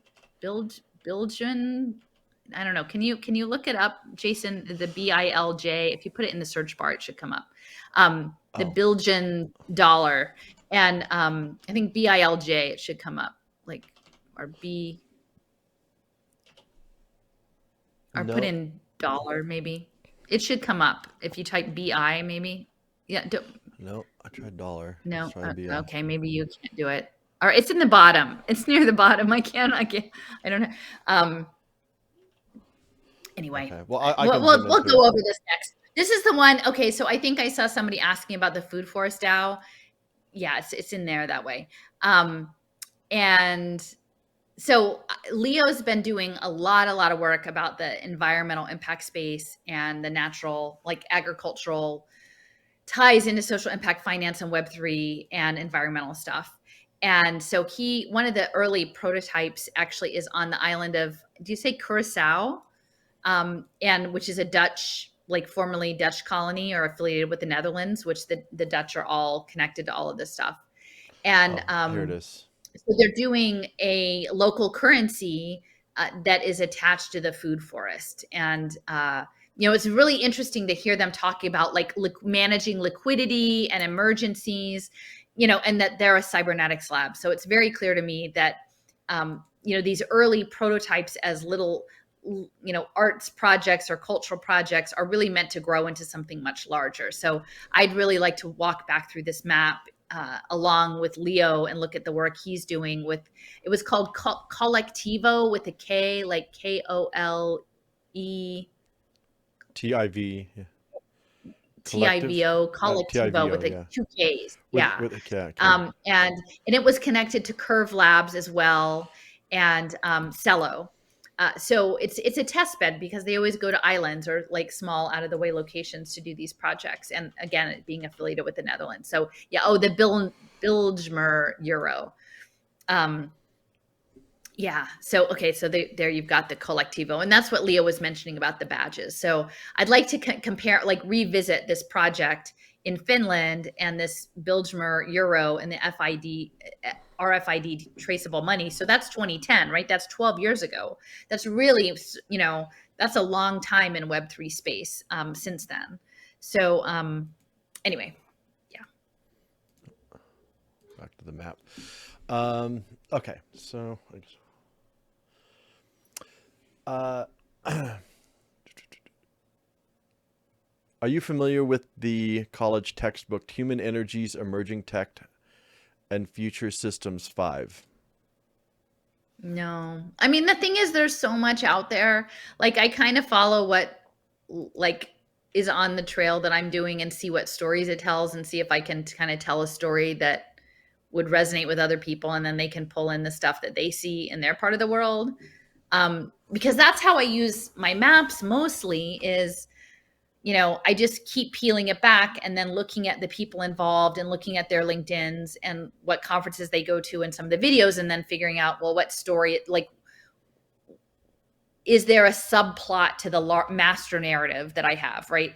And right now, and the master narrative has changed, right? Like Jason, when we, you first filmed me, my master narrative was like, okay, this is late stage capitalism and we're dealing with human capital, bond markets, and technology, right? And I knew that blockchain was part of it, like, but I saw it as a way of creating these bonds, right? That was my primary focus. And then which is a part, but that's a part of it.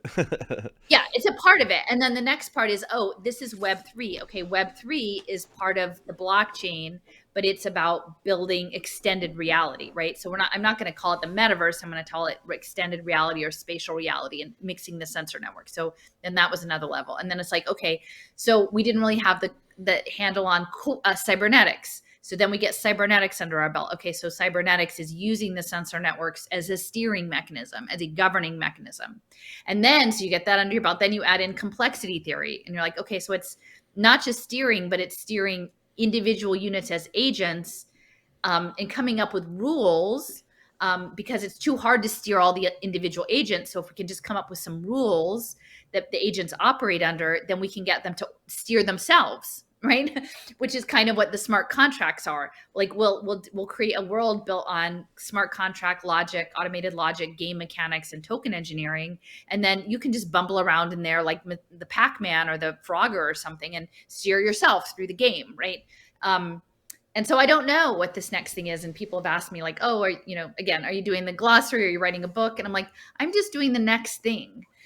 Because that's what drives me. Like if I were trying to make money or write a book or do a thing, like I would stop and then consolidate it all. But right now I'm still on the hunt for what this thing is. And, and that's not even to include eugenics, right? Because that's still a focal point, optimization, the global superorganism, right? This eugenics-based optimization through machines into a global consciousness, this noosphere. So we'll have to see. Like, well, I think we're still planning to do California in April or May, and then we'll see what comes after global superorganism. I don't know. I'm sure something. I still love that edit too, where it was Michael Crow. I don't know what it means. It means something. It means something. That was like the perfect edit. Do you have insight on how they bring people up to speed on the world they are creating? Most people don't even understand crypto. So I guess I don't know. I don't think the question is to us how we bring people up to speed, but how they're going to bring people up to speed. I mean, I don't know. Like think about how quickly people can change. Just look at the past 3 years, and Yeah. the reorientation, and they brag about like, I was just watching another Mark Andreessen thing recently, and he was just like, ecstatic about like how amazing he's like, quickly people could get used to just working from home and doing school from home and doing Yeah. everything from home. And actually we should actually pick apart, or maybe I will if you don't have time, but like that video that I sent you, Allison, with Andreessen and Mark or Newman. My brain. Oh, yeah, the WeWork guy. The WeWork, Yeah, because the there's a new thing called Flow. The WeWork. You think that Oh, you it's have called like, Flow? Oh, yeah, wow, I didn't realize it was called Adam Flow. Newman's Oh, new company is well, called that's pretty Flow. out in the open, isn't it? Right, exactly.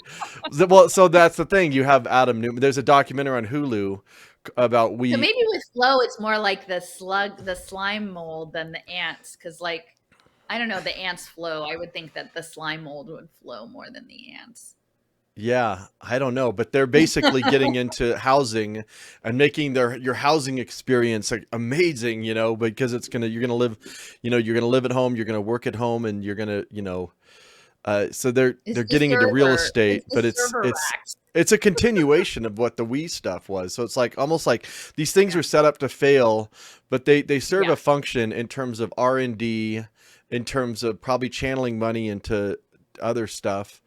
And then also getting these ideas out there, I guess, because you would think someone like Adam Newman, who did WeWork, which was supposedly this monumental fail, and then all of a sudden, boom, he's back doing another thing. Like I know, like I get punished pretty harshly when I fail, even in the business But sense. once they understand, like, that the actors, right? This idea Right. that it's a spectacle. Right. And that's why, I've said it's been a bit, but like this book, The Magus, the John Fowles book, Fowles, Fowles.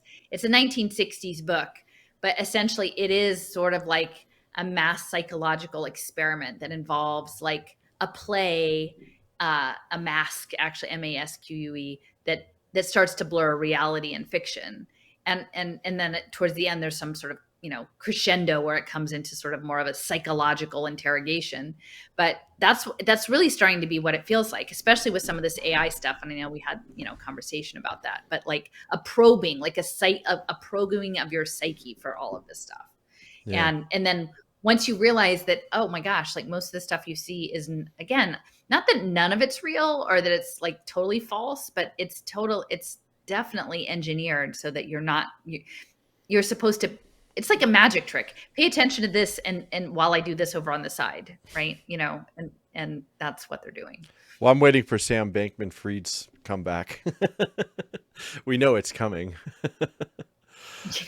Maybe he'll come up, he'll do the digital commenting. He'll say, you're right. Like I should have just stuck with the commenting, the common good. And he'll work with his law school professor parents on the digital democracy. Yeah. Something. I'm not doing money anymore, guys. I'm just going to do some democracy tokens. What would it take to get you to speak to my community? I don't know, Allison, you want to say anything? We go ahead. I'm not sure where your community is. Are you in California? We're going to come to California. We are going to be in California in April, May. Yeah. At this point, like the speaking stuff, like, the online speaking, I'm just kind of, I don't know, email me, pitch me. I'm not doing so many interviews because I at this point, I feel like originally I did like interviews with other people under this idea that reaching their audience or them would make a difference in how the overall narratives were going forward. And I just got really disappointed after 2 years to realize that pretty much all the people, like many of the people whose programs I was on, like some of them repeatedly, like never actually were able to incorporate anything I said into anything moving forward. Yeah. And They're still I'm not stuck in the aiming to be other an influence. story. Like I don't know why, but like then it was just a waste of time, right? Because I'm not really, it's not changing. It's whatever. I mean, I'm set up to feel like if you do that you want, like, and I know you should just, radically accept whatever happens, but like that there's some purpose behind it. But then when after 2 years you realize there really wasn't, then for me, I feel like I'm just going to do it over here on my channel, and people will get out of it whatever they get out of it, the 50 people who can hang out with us, and that'll have to just be what it is. But if you're near Philly or you're in California or something else, like who knows, things happen. Actually, I will say, if for anybody who might be listening in who is in the New York City area, I am coming up to New York City to meet up with some friends who are presenting, and anyway, so I'll be in like March 5th through the 10th or something, like maybe not quite that long, but the week of the 5th. Like, so if you're interested in the middle of the week and you want to hang out during the day, because I'm going to be doing stuff with them in the evening, but you want to do some intentions, like I was thinking maybe of going to the Lucius Trust building or outside, or maybe the Bloomberg Philanthropy, some of the things that I'd been meaning to do a long time ago and I didn't do. So if, here's a shout out. If you're in New York and you want to hang out in the second week of March, email me. Yeah. Cool. Well, yeah. So yeah, reach out. Allison's got a contact email on her. Timpsila, TIMPSILA @protonmail.com. That's, or you can find it on the blog on the contact page. And cool. Yeah. Well, I know that you're tired, Allison. So do you want to? I'm just kind of tired today. Yeah. No worries. But so, like, again, I wanted to have this conversation because I want to surface this interconnection of the Web3, token engineering, quote unquote, democracy innovations, gambling markets, and the impact finance space and the cybernetics. Because I would think most people, they're not making the connections between, and then ultimately we didn't get to it in this one, but the connection of biology into all of that, the linking of biophysics and with financial markets and betting, because that is the somebody asked, I put up the Eric Weinstein clip on my channel last week, both a shorter 8-minute clip and then a longer, maybe 20-minute clip. And I feel like it's really important. Now, this is something I feel like is important. I don't understand all the ways it's important right now, but that was at a conference in Waterloo, Ontario, at this Perimeter Institute of Theoretical Physics. And it was this man, he was proposing a Manhattan Project for economics. And a good chunk of that talk in which he was proposing that was trying to get interoperability between like biophysics and econometrics and math, like trying to apply physics and math and biology all together. And then, his brother Brett, of course, both with the intellectual dark web stuff and the game B, is an evolutionary biologist. So it is going to be this thing of like, how can we use markets to, and I'm sure at this point, like there are probably some people who are doctors out there that use game theory and genetic algorithms to develop precision treatments for personalized medicine. Like I hands down, I'm sure that this is already happening. And I'm not saying that in and of itself is evil, but I think that if we don't understand it within like world sensorium, this evolutionary imperative since the 18th century to optimize humans for some sort of other life form. And we haven't agreed. Like we haven't all agreed. Like I think I've said before, if someone just came up and said, hey guys, we have it on good authority that an asteroid is going to destroy the Earth in 10 years from now. So we all have to get our blockchain mind files in order and like put ourselves on a spaceship and go into deep space, or, the poles are going to shift or some terrible thing is going to happen. So I know it sucks that you were born in this moment, but we all have to do this and whatever. And then we would agree or not agree. That would be one thing, but that's not how this is going down. This is happening. And, I think someone asked, like, how would they get people to get into this? I think they're going to gamify it. I think it's going to be a storytelling game. Like, they have the best people, right? Like Pixar, George Lucas, Steven Spielberg. They're going to sell you an amazing narrative to invite you in, and then to give you a pile of tokens to say, we need you. Uncle Sam needs you. The metaverse needs you. Web3, right? Like, here's the game. And like, when you listen to what Kevin Werbach is saying, he's saying the best games teach you how to play within the game. So like the first stages, the levels of the game are to have an intuitive interface that you learn through trial and error how the game works. Yeah, the game is to learn the game initially. And initially, and if it's seamless, if it's not too difficult, you'll do it. If it has the right incentives, right? If it has the right engineering of the tokens. And to think, they've been working on this for probably 50 years, these games and game theory. So they're pretty good at it. They've gamed a whole lot of people already, Yeah. And this is not even to mention like Hollywood and the simulation industry and NVIDIA. They're good at it. So, I think they'll just invite you in through the game. I was going to show you, just for kind of a fun visual. I went to, there's a place called Meow Wolf here in Denver. They have them in a few different places, but it's like a interactive art space. I actually have several friends who've put some artwork in there, and so I went to a show there, and I went to check it out recently. But they had this interactive thing where there was like this light was following you as you walk around. So I grabbed a video. It's not a very good quality video, but I grabbed a video because it was a kind of a nice visual of.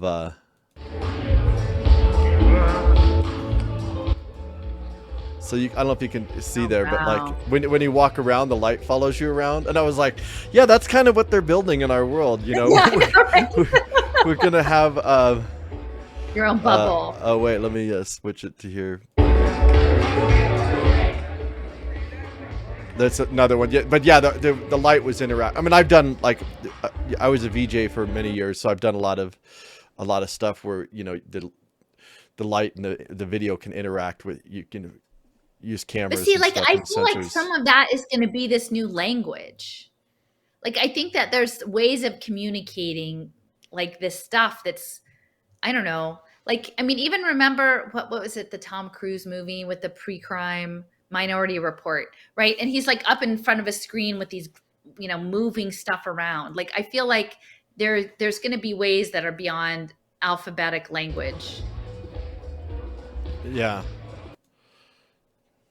Definitely. Anyway, so yeah, I think that's a good stopping point. Yeah. So we're going to plan another follow up with Leo, because like I said, he has a lot of good, more material. I know that he has a lot of stuff in a backlog of stuff that he's going to be putting out.